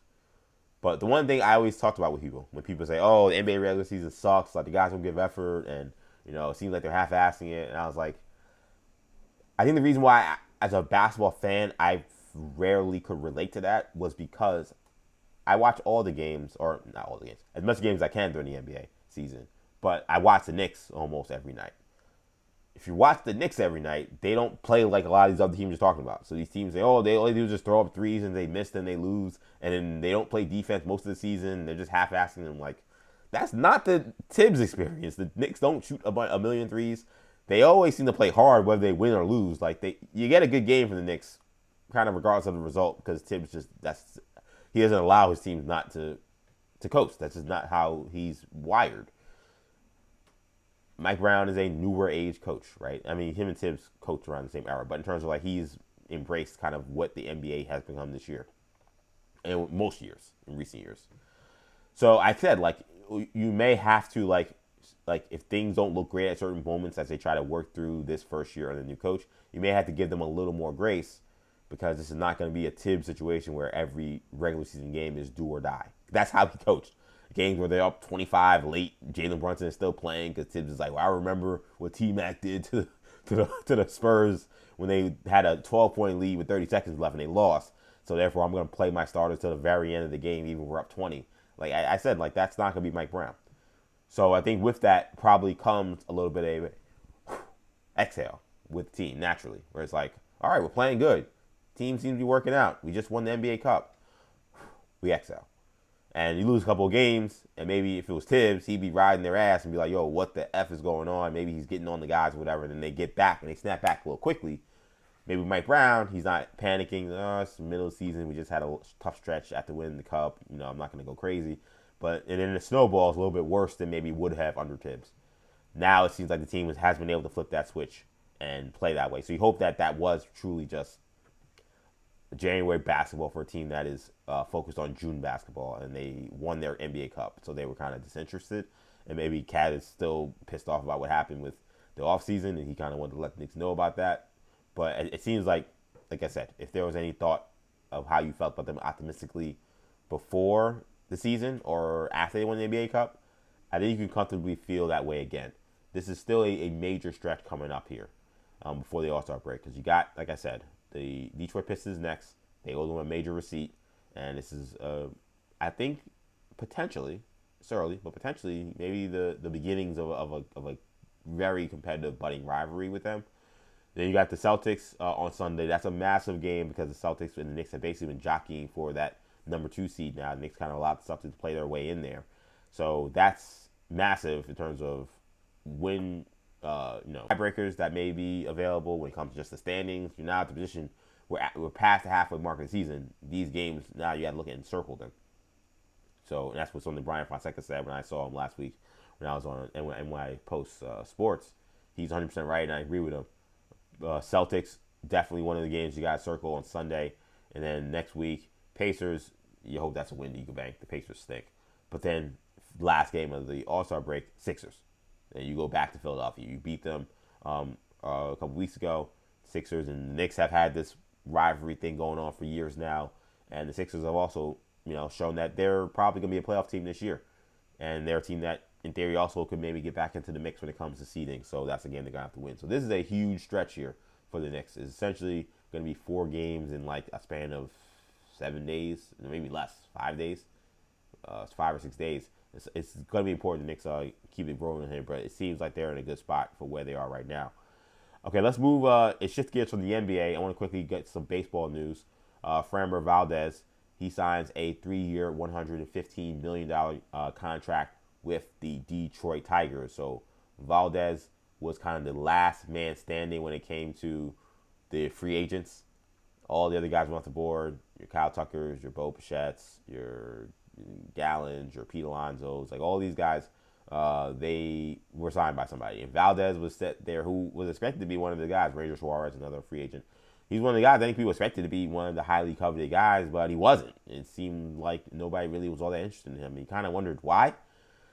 He had this weird incident during the season. It's something we actually talked about Maggie and Perloff show, where he got, it seemed like he got crossed up with his catcher, and he got really mad about it. And then the next pitch, he purposely threw a fastball when it was supposed to be a different pitch right at the catcher's chest. It kind of stared him down.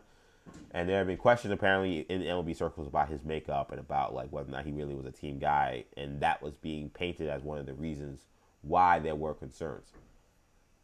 Seems a little harsh for a guy who's been this good that you just wouldn't sign him for something like that. Though I don't know. To be clear, I had never seen that before in a baseball field where the catcher and the pitcher are essentially beefing during the game, and the pitcher is actually throwing a 95-mile-an-hour fastball at a catcher who's not ready for it because he's thinking something else is coming, purposely crossing him up. And then there was a little bit of an exchange in the dugout. He swears that it was an accident, to be clear, to be fair to him. He swears this was not on purpose. This was not whatever. I'm competitive, and I was frustrated that we weren't getting on the same page, but that pitch, it was another pitch that we weren't on the same page. It wasn't like there was me trying to say, oh, you screwed me. Now I'm going to throw a fastball at you. That's a dangerous thing to be doing, even for the catcher in full gear. So apparently there was some baggage from that still for some teams that saw that and said, I don't want to touch this guy. He's extremely durable and extremely reliable. The last 4 years, he's been basically averaging about 190 innings per season. He's not someone who necessarily is the most like dominant guy in terms of like he's gonna have a million strikeouts. He amasses a lot of strikeouts over the course of a season because he just pitches a lot of innings, but he's not a high strikeout per 9 innings guy. But he has he's had basically the best ground ball rate for starting pitchers pitching as much as he has throughout the course of Major League Baseball. He has an excellent sinker. He has an excellent curveball. He has a championship pedigree, and the guy's a gamer and a bulldog. I liked him. I actually thought the Mets. I'm glad they got. I think they got the better guy in Peralta, but he was the guy I thought the Mets absolutely could have potentially brought in. And I would have been fine with. Like he's the kind of. Sometimes you need a little crazy in your locker room. Sometimes you need a little guy who runs a little hot a little bit to kind of just wake up the other guys and keep everybody on their toes. Like the Mets, I think that part of the issues with their clubhouse not only was that they're not getting along, I think they also kind of maybe had too many nice guys, like actually guys who didn't want to step on toes. And we don't want to step on toes. Sometimes what happens is you end up chirping behind people's back, chirping to this reporter or that person, say, hey, I don't like Lindor, I don't like Nimmo. instead of actually addressing things as you need to face and addressing them as a team. And Framber Valdez is clearly the kind of guy not afraid of a confrontation. So again, I was like, if you're the Mets, I was like, I wouldn't mind bringing a little crazy to this team. The guy, and especially if you can produce, which he does. I think the one concern I think other teams may have had, which is why this is only 3 years too, is because he has been so durable. With starting pitchers, you kind of know what the deal is, right? You just ride the wheels until eventually you get hurt and you need Tommy John, and then we handle that when we handle that. With Valdez pitching as many innings as he's had and being this consistent for these years, you do, I think, you do wonder, like, is this somebody that is an injury waiting to happen, because he has pitched not only deep into the regular season, but he's also pitched deep into the postseason as well. Obviously, the Astros have been a perennial postseason team. They've won titles. This is a guy who gave his last 4 years as a starter. 2022, 200 innings. 2023, 198 innings. 2024, he missed a couple of starts, but he still amassed 176 innings. Last year, he starts 192 innings. And essentially, he's essentially been healthy for 4 years, except for he missed 3 starts 1 year. That's it. That's awesome. It says, okay, great, this is a durable guy. We can rely on him. But the flip side of that is, well, he's been durable this long. How long till he's not durable? Because of the bulldog nature of how he's pitched for the last few years. That's a fair question. That's why I think this is a great move for the Tigers, because you got him on a 3-year deal. It's a 3-year deal. This is a team that probably you're looking at this year because of the Tarek Skubal impending free agency. He has an arbitration hearing that's going to happen. Will determine how much he gets paid. He's looking for a record-breaking $33 million from the Tigers. The Tigers have apparently offered $19 million. So if this is going to be any precursor to what his actual free agency is going to be for them in terms of the negotiations, I don't trust that he's going to be a Tiger beyond this year. So, you get your guy who can kind of be your pseudo replacement for Scuba once he exits, whether it's at the trade deadline or whether it's, at some time next year in the offseason if you're not able to re-sign him. And for this year, if you're able to keep Tarek Skubal here and you're able to continue to compete in the AL Central, which they should, now you got a true 1-2 punch that I think is scary. I think one of the biggest issues for the Tigers in this postseason recently is outside the wild card round. It's like once you got past Skubal, there just wasn't much there. Jackson Jobe, he's expected to come back in the second half of the season, coming back from Tommy John surgery. You got Corey Mize. Jack Flaherty hasn't been the guy he used to be. So they haven't had a clear number 2 as a rotation in their team ERA. They were 11th last year, I believe, in the American League, despite having arguably the best pitcher in baseball, definitely the best pitcher in the American League. So they definitely needed a boost to their starting pitching. And they get it with a guy who is going to be familiar with the league, is, has been, hopefully he stays healthy, a very healthy, reliable guy. And now when you go into a postseason series against the Tigers, they look a lot more scary. You can't say, okay, we could lose the Skubal game, but if we just find a way to beat everybody else, we're good. Or if you win the Skubal game, you're like, we won the series. When you get the Skubal game, you feel like this is it, we won the series, like we're in great shape now. Now it's a little different. Like now they got a second guy who also has a championship pedigree, who also is a Cy Young candidate type guy. Tigers they're a good team. They had a terrible end to last season that I think we're all still trying to figure out what the hell happened and why a team that was the best team in baseball for half the season in the second half seemed like they forgot how to play baseball, and they seemed like they were just losing every night.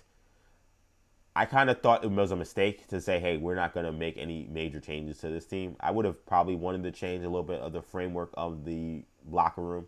Because you go through that kind of collapse, even though they recovered and they were able to at least get to the next round, I still think you lose like that, you lose your division like that, something has to change in a major way. They kind of kept the core of who they have been. They're still there. Kerry Carpenter, Riley Green, they re-signed Gleyber Torres. They're going to keep the team as it is. So while I said, hey, they'll probably be good again, but like there's got to be some scar tissue, you think, from losing the division. You get to add someone like Framber Valdez again, who I think they lose 10 to 11 in a row with Framber Valdez. He's smashing something. He's smashing a water cooler. He's smashing a locker. So he's doing something. He's breaking something. He is, again, extremely intense. He actually may be the kind of guy that's like great for this team, that maybe kind of was in that long malaise for essentially 2 months where they allowed the Guardians to walk them down and get right back in it and then take over the division. They recovered well and they were able to win the playoff series that they had with the Guardians, but still that was a disappointing way how that season ended. And it should not have. That was a team that thought that they thought they could have won a championship. I think how they were playing, and there was good reason to feel that way. And then they came up short next series against the Seattle Mariners, who also were very close to also getting to the World Series. So the American League, I still feel like it's a JV League compared to the National League, but the Tigers definitely, you have to look at them and say, okay, this is now a more dangerous team with 2 number 1 starters essentially in their rotation. 40 days, 40 nights with your boy EJ Stewart. We got one more story to go before we get out of here, man. I really do appreciate you guys. Of course, if you're watching this show, we appreciate the support. We are over 132 viewers right now, which is really exciting. So shout out to everybody watching. If you are watching on YouTube, make sure you subscribe to the channel. New Generation Media is where you can subscribe. If you're watching, be sure to like the video, comment in the comment section. All those things help. We greatly appreciate it. That's how you can help us. If you're watching on X, make sure you follow me on X. EJ_Stewart is where you'll find me on X and where we are streaming live. Also, make sure the channel's X account, New Generation Podcasts, is where you find us on Instagram. I am also streaming live on Instagram on Action EJ, so make sure you catch me there as well. Make sure you give me a follow. You want to holler at me in the DMs. I read them, or just comment or whatever. Any support, we greatly appreciate it. And plus, like I always say, all episodes of 40 Days and 40 Nights does get podcasted. So if you missed night 18, as soon as this show's over, I know it's not up yet, but as soon as this show's over, I'm posting night 18 and day 19 shortly right after this. So you'll be able to catch last night's show, which had fun, good conversations. You could hear about why I was a half hour late to the show because of my sensitive stomach towards apples and how it reared its ugly head in a way I did not expect. But you also hear some very good commentary as well on various other things, including the Jets hiring their new offensive coordinator, Frank Reich, and Anthony Davis being traded to the Washington Wizards. All that is on night 18 of 40 Days and 40 Nights. That is, of course, on our YouTube channel if you want to watch. But if you're on the go and you can't watch, maybe you're working out, maybe you're driving, maybe you're on the run, maybe you're on the train, whatever the case may be, you can't watch, you can also catch all episodes of 40 Days and 40 Nights on our YouTube channel, on our podcast channel. Just search New Generation Podcast Network. If you're watching us right now, the ticker is almost at its end, but when the ticker comes back, you'll see that all you have to do is search NU Generation Podcast Network on any platform you are, wherever you get your podcasts. So Apple Podcasts, Spotify, SoundCloud, Stitcher, TuneIn, Google Play, wherever you get your podcasts, search New Generation Podcast Network, and that's where you'll find all episodes of 40 Days and 40 Nights. I want to wrap the show with this real quick. Yeah, I want to thank you guys for rocking with me for this long stretch here of 40 Days and 40 Nights, and day 19 about to come to a wrap. Are we going to see a lockout in the WNBA? It's starting to feel that way, and I do have some concerns just for the sport if it can survive it. Now, because of the popularity of the league and where things are right now, you have multiple expansion teams that have been announced. You got the Portland Fire coming back. You got teams coming in Philadelphia, teams coming in Cleveland. There's a lot of money coming into the league. There's a lot of interest coming into the league. There are multiple markets now that are part of this thing. And what comes with that financial success comes sometimes these kind of labor struggles. And that's what we're seeing right now, where the WNBA, no progress realistically has been made so far with where things stand with the CBA. They, I think, had a meeting on Monday to talk about kind of where things stand. The league itself did not give any kind of counteroffer to the latest proposal from the women of the WNBA in regards to a updated proposal for maybe coming to an agreement. The women came, they were like, here are some amendments, or they gave amendments last time. So the last time they met, which I think was in December, they had a meeting, nothing, they submitted formal proposals. They came to the table on Monday, and the WNBA is like, your last proposal was so off base, we're not even going to give you a proposal. So I'm like, what the hell are you even doing? Why did you even do the meeting at this point? And it seems like that they're trying to stall this in order to see if the players will give real concessions when it comes to some of the demands they want. And one of the big things they're talking about is they want a bigger share of the revenue. The revenue is where a lot of the money is. Salary increases, the WNBA league has already been supportive of, though they're off on that. The WNBA wants an average salary $800,000. The WNBA is looking at something closer to $500,000. The average salary right now, I think, is, I want to say like $80,000, something insane. It's something you probably can't live off of if you're doing this for only half the year, or not even half the year, really only for a summer, basically for a summer job. Not in the way that these women who are now becoming like kind of celebrities, and they're becoming now public figures in a major way because the league's become more popular. It's not feasible, right? So there are issues with salaries. There have also been issues with housing as well, considering, again, this is a summer league and players live all across the world, and players live in multiple leagues, and how they subsidize housing and all those things. There's a lot of different issues. So the players have been trying to get out the message, and it doesn't seem like things are going that great. I want you to hear from Breanna Stewart. She was on a podcast recently with center for the Milwaukee Bucks, Miles Turner. Here's what she said on the approach that the women have taken so far. For me, it's like this is the first time we're in a revenue shared model. So before it was like we had like a hard cap and we had a structure, and you could have 220 max and everything else kind of trickled down. You know, now we're going to like really blow that out of the water, which is incredible. But I know, like, personally as WNBA players, it's like, well, we've signed however many CBA deals before, and we just don't want to get gypped. We don't want to feel like we're signing something and we're actually getting like screwed, because now we know how much you need us. We see the valuations between all the teams and all the things and the expansion fees, and it's like, no, there's a lot of money behind this, so like, don't forget to pay us too.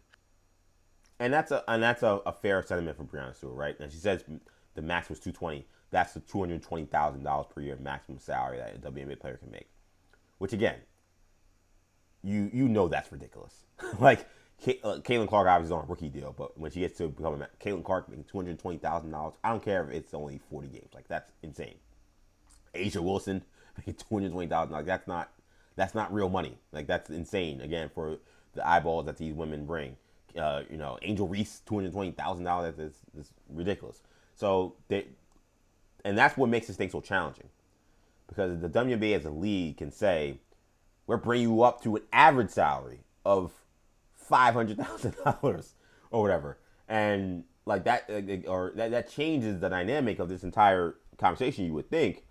But when you're starting off from such a small standpoint, it doesn't. It means at that point, like, they can say, oh, we're doing this amount.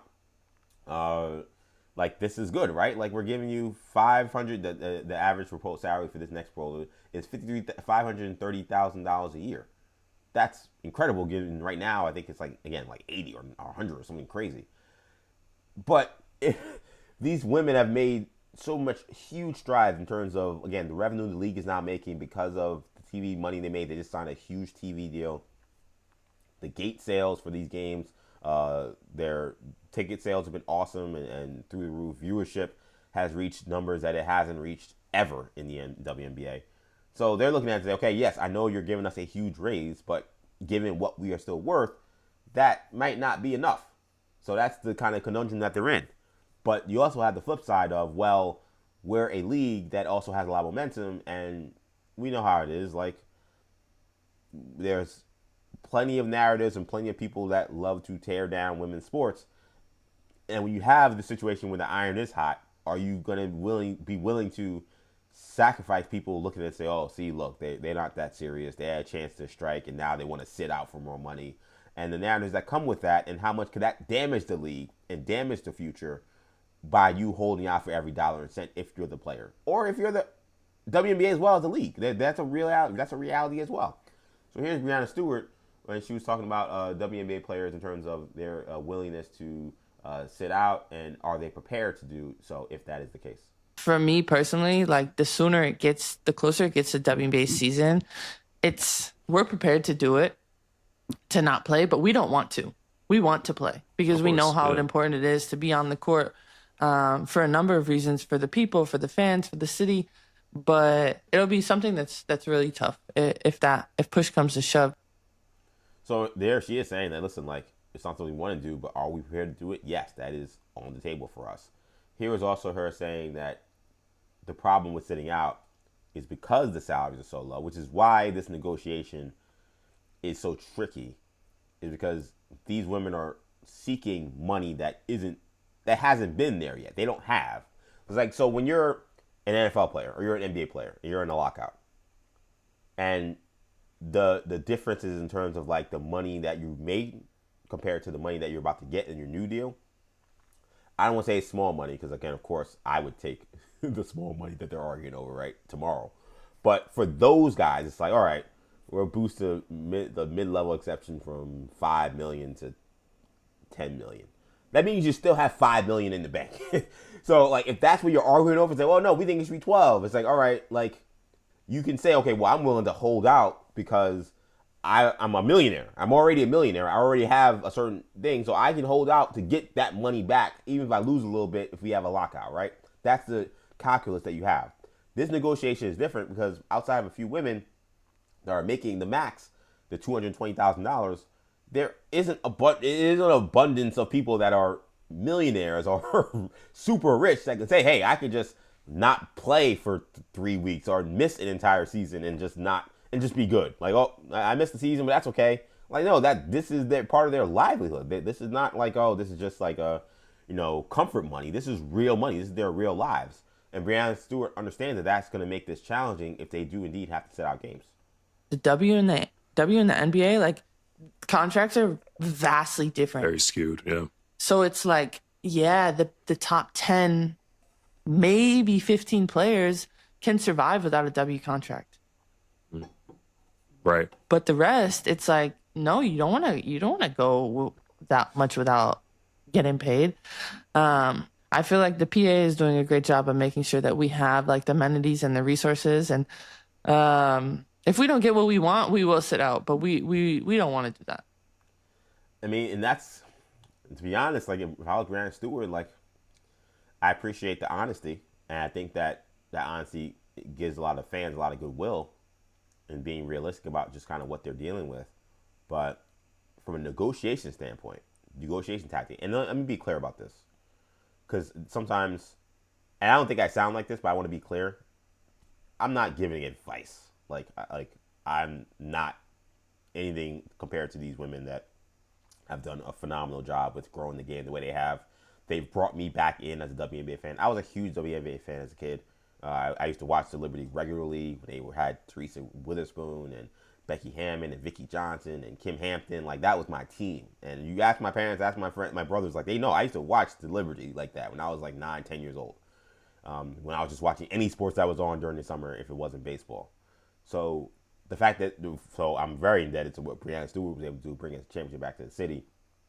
So I'm giving commentary and thoughts. I'm not in any way saying, oh, like, this is what you should do. You guys know what you're doing.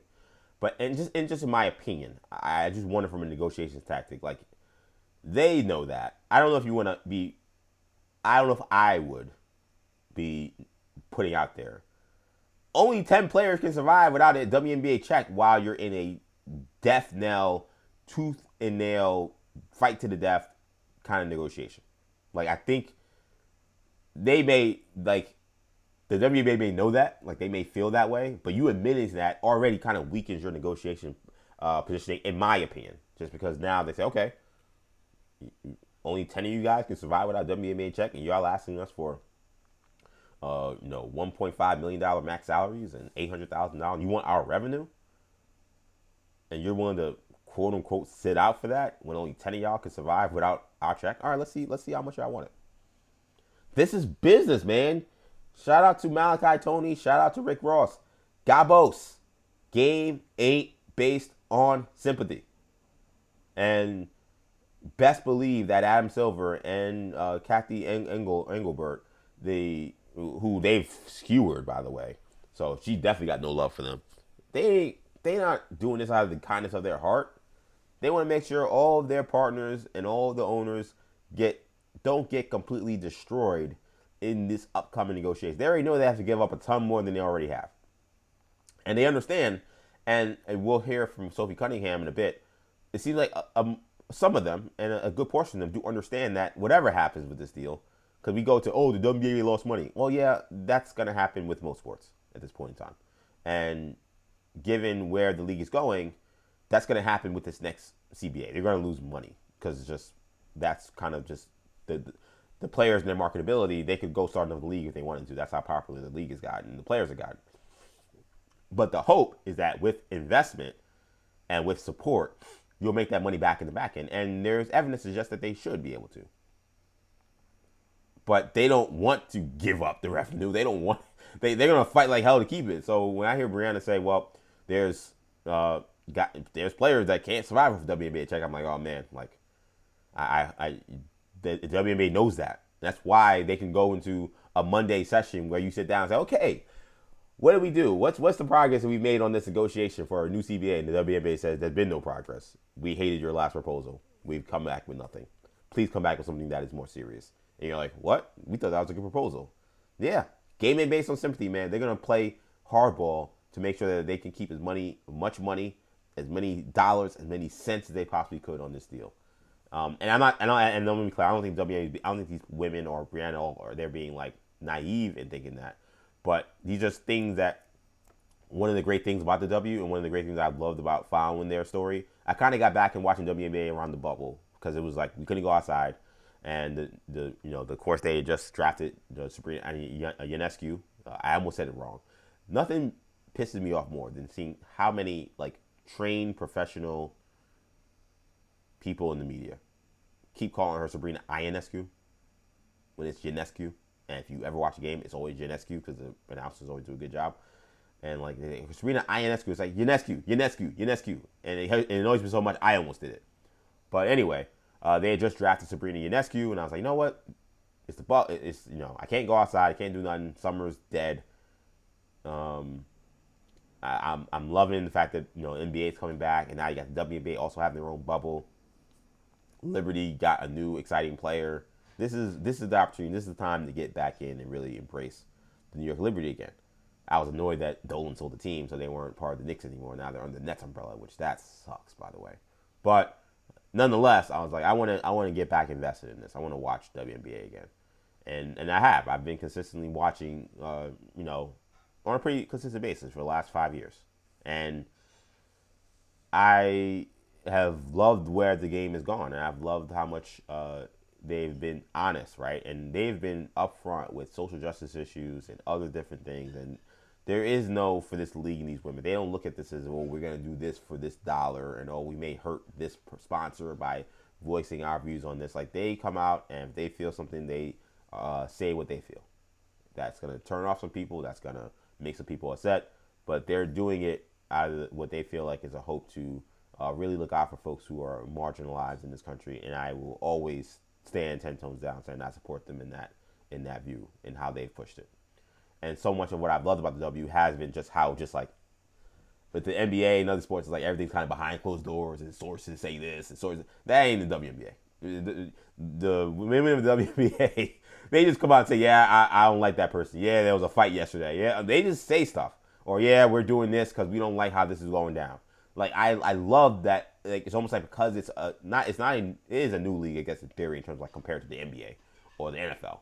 But I like that, like it doesn't have someone like the business nonsense that comes with like these other sports. It's very raw in that regard, and that's what I appreciate about it. I think with Brianna Stewart though, like that kind of like moment of like honesty, that rawness about, hey, oh man, 95% of the women on this crusade that we're on, they can't afford not having a WNBA check. When you're negotiating with the WNBA and they're playing hardball and they're coming in negotiations, not even coming with proposals, I'd just be careful with some of that messaging, in my opinion. Again, it's not advice, just an opinion of someone who's watching this. I want to play this Sophie Cunningham sound as well, because she also is having some commentary on it, and I'm glad I listened to it this more in full.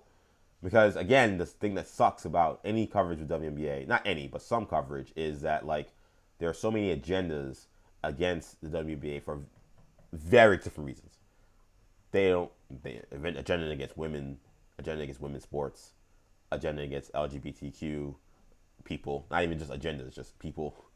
agenda against black people. Like it's all these different kinds of agendas. It's become a very politicized league. So sometimes you read headlines and they don't actually do justice to what people were actually saying, or they're very much skewed in a way that is biased. So you probably have seen the Sophie Cunningham headlines where she said that the WNBA was a laughing stock, and because of the things Sophie Cunningham, how do I put this? Because of the things she evokes as just herself, her figure, and who she is as an athlete, the headline plus her being the person behind it leads you to many different things. And then what I've learned as I let me do the research, see what she said and what the context was. I'm like, oh, this is nothing like what I thought this was going to be. I still think that the comments were a little problematic for an entirely different reason. But I want you to hear Sophie Cunningham, who was on her podcast, talking about how she's frustrated with where the CBA negotiations have gone so far. If you give these players what they want, you're going to get all the best. And therefore, your ticket sales are going to be up. Everything's going to be up. But that's what these negotiations are, is finding where that middle is. Yeah. It sucks because it's like, how our negotiation, all that, how that's going. It's like we're the laughing stock of sports right now. Wow. The laughing stock of sports. That's strong. Again, I would personally, I fundamentally disagree with that. I'll be honest, like I said earlier in the show, like, it's Super Bowl week. NBA trade deadline's been white hot. We have March Madness coming up. I just don't feel like the WNBA negotiations and CBA stuff has really been like in the forefront. When you said the laughing stock of sports, if you want to say we've been a laughing stock, that's, I know like we're mincing words, but like that is different. You can say, okay, like people who are covering the NBA or WNBA or invested in the WNBA who are following this regularly because either they're just super invested or they don't care about the NFL and other stuff. Maybe they've seen like the fact that like they're missing all these deadlines. Everything's being delayed. Free agency's been delayed. Lockout seems to be looming. They can look and say, yo, this sucks, man. What the hell's going on? That, I guess. When you say in sports, there's a lot of things going on. We have an Olympics that's about to start, by the way. Like, I disagree with that. I don't think the WNBA looks like a laughing stock of sports. I think maybe, I don't know if it's the next quote that I'll play. I know she references, I talked to people from the WNBA, from the NBA and the NFL, and they're like, what's going on with you guys? Like, how do you not figure this out yet? And so maybe that's where she's coming from, where she's saying people on the inside, we look like a laughing stock. I can just say from the fan perspective, from the outside perspective, I don't think people still are up to date with what the hell is even going on with the CBA. And on the flip side of that too, just to go back to my point about why I didn't love these comments personally, all like just I mentioned with Brianna Stewart, I think they all have to be careful. I think with how they are talking about this, like they all, again, these women don't mince words, and that's really a great thing about them. But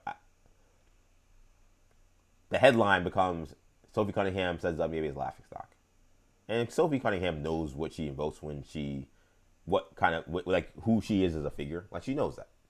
She's, for a lot of folks, she's a very attractive, straight, white woman who seems to skew towards right-wing causes, but I don't really know her politics in any way. But they have in many ways, similar to Sydney Sweeney, like have embraced her as like the person to rally around if you don't like all these other brown LGBTQ women or even the straight women, but they're people who are for social justice and things like that. Like Sophie's kind of been, she's a different lane, right? And those people have always been looking for reason to dunk on the WNBA and NBA, or dunk on the rest of the women that aren't Caitlin Clark. And Sophie Cunningham in some ways has been their champion. So when you say we've been a laughing stock, you create potentially negative headlines that you're not trying to create. Because I think that what she was saying, I understand in terms of like she really is talking more about the owners in this. She's like, you got the best players in the world, and the talent in the game has never been better. If you just pay them what they're worth, you'll get the money back. But because of how we're trying to get to this middle grade, we can't get to it. Now we look like a laughing stock. And yeah, she's gonna talk about the lack of leadership the WNBA has in the next quote, which does, I think, some criticism to the PA, but not something insane that I think maybe was presented when these quotes were put out there out of context.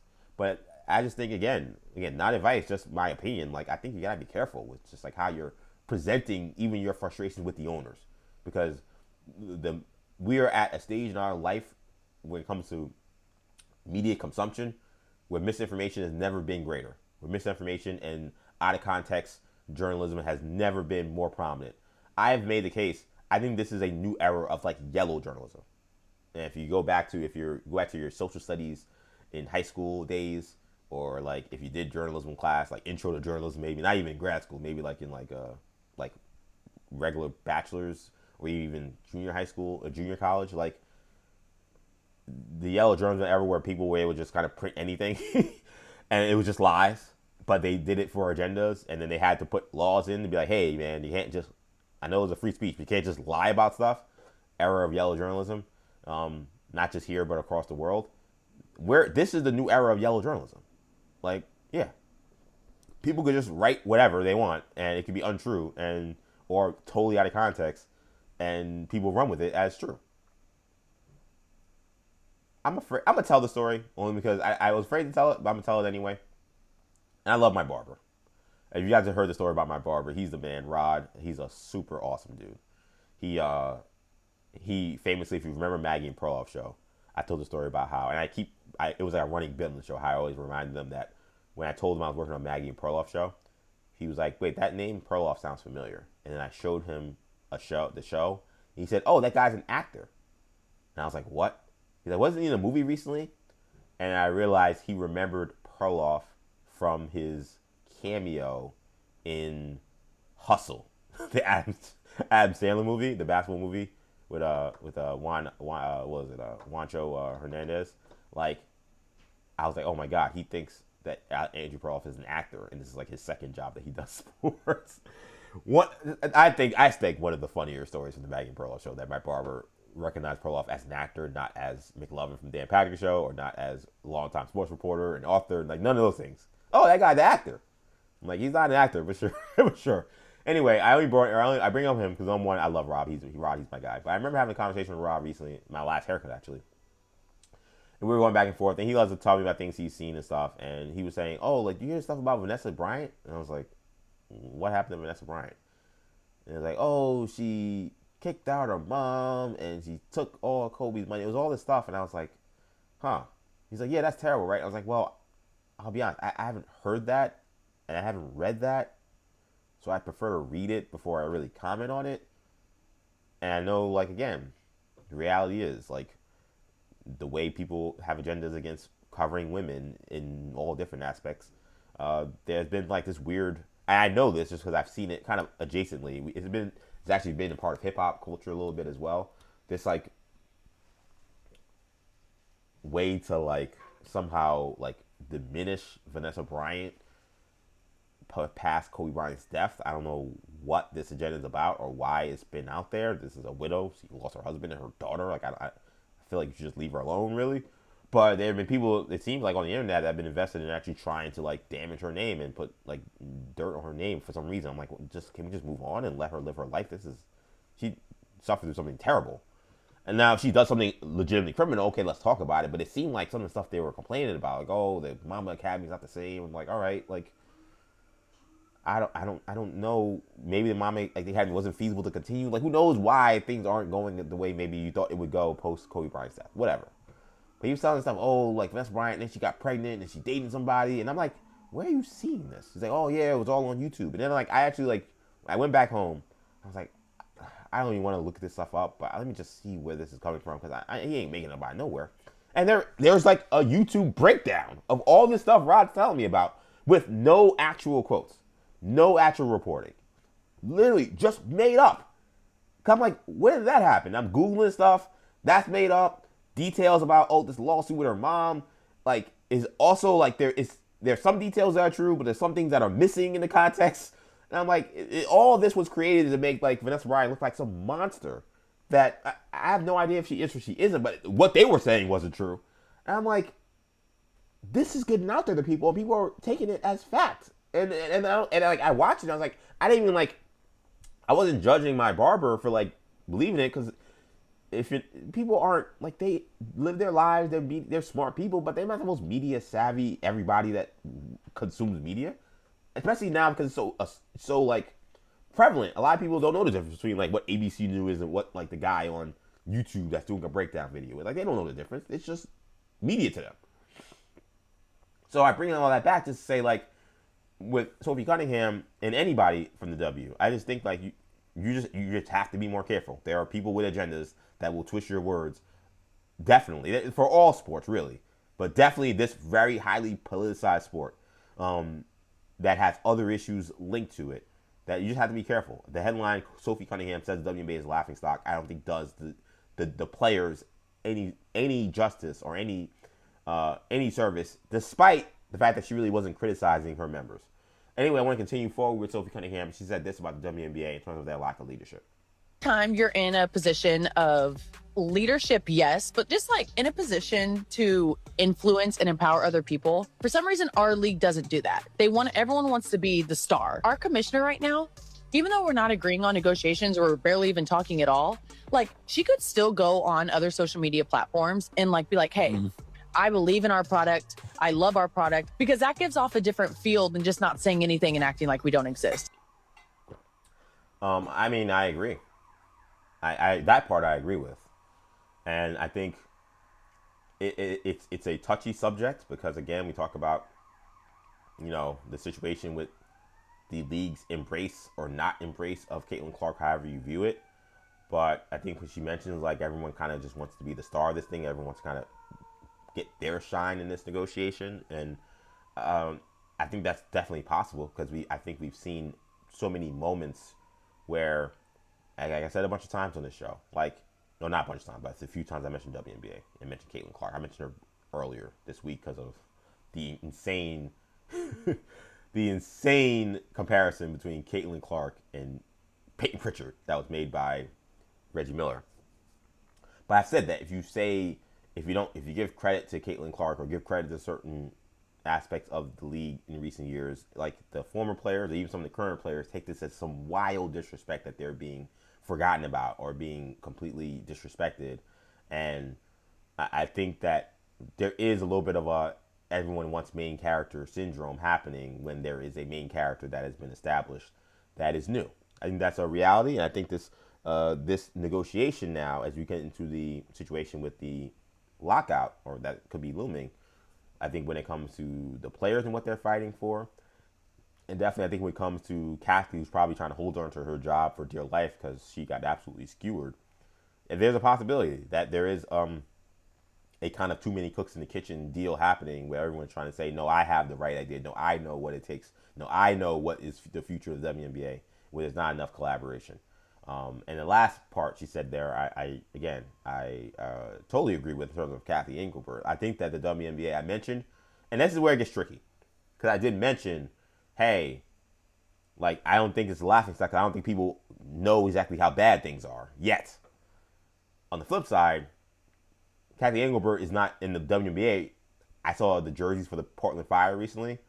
That's like the last WNBA post I remember from anything this offseason. Like, I don't remember them publishing anything, talking about anything. Everything's about Unrivaled, this new league that, you know, was started up as an offseason league to make these women more money. Like, I've seen more stuff on that than anything involved in the WNBA. Now, I know they're in a labor negotiation, and that's kind of how this thing kind of typically works.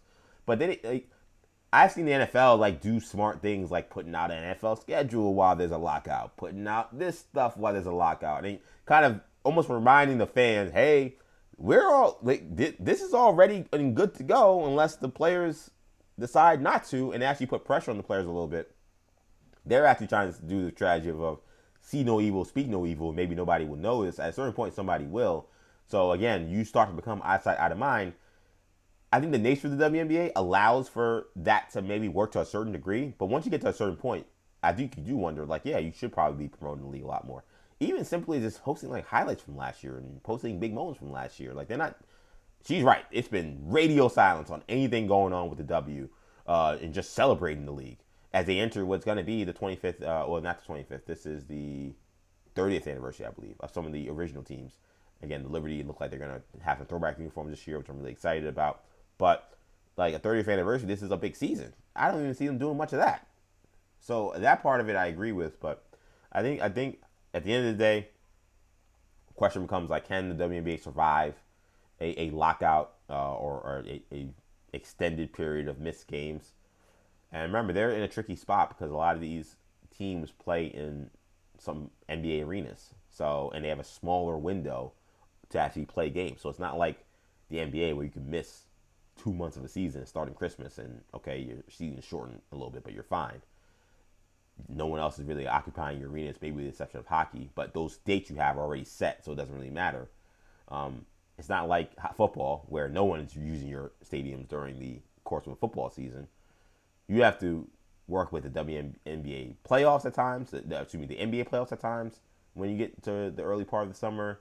And if your season has to be shortened or pushed back, you may have to deal with the regular season starting up. That's going to start back up right in October, and preseason starts, early October, late September. Like they have a small window. They can't afford to just say, oh, we're just going to miss a month and nothing's going to happen. That's like half the season. So no, this is real, man. I think in terms of leverage, I still think I lean towards the players, though I'm not in their pockets. Like if you're telling me you can't pay your rent, then that's another ordeal. But I do feel like if I was the players, what I would do is something that Andrew Perloff said, and I never really thought about it, but I think he's right.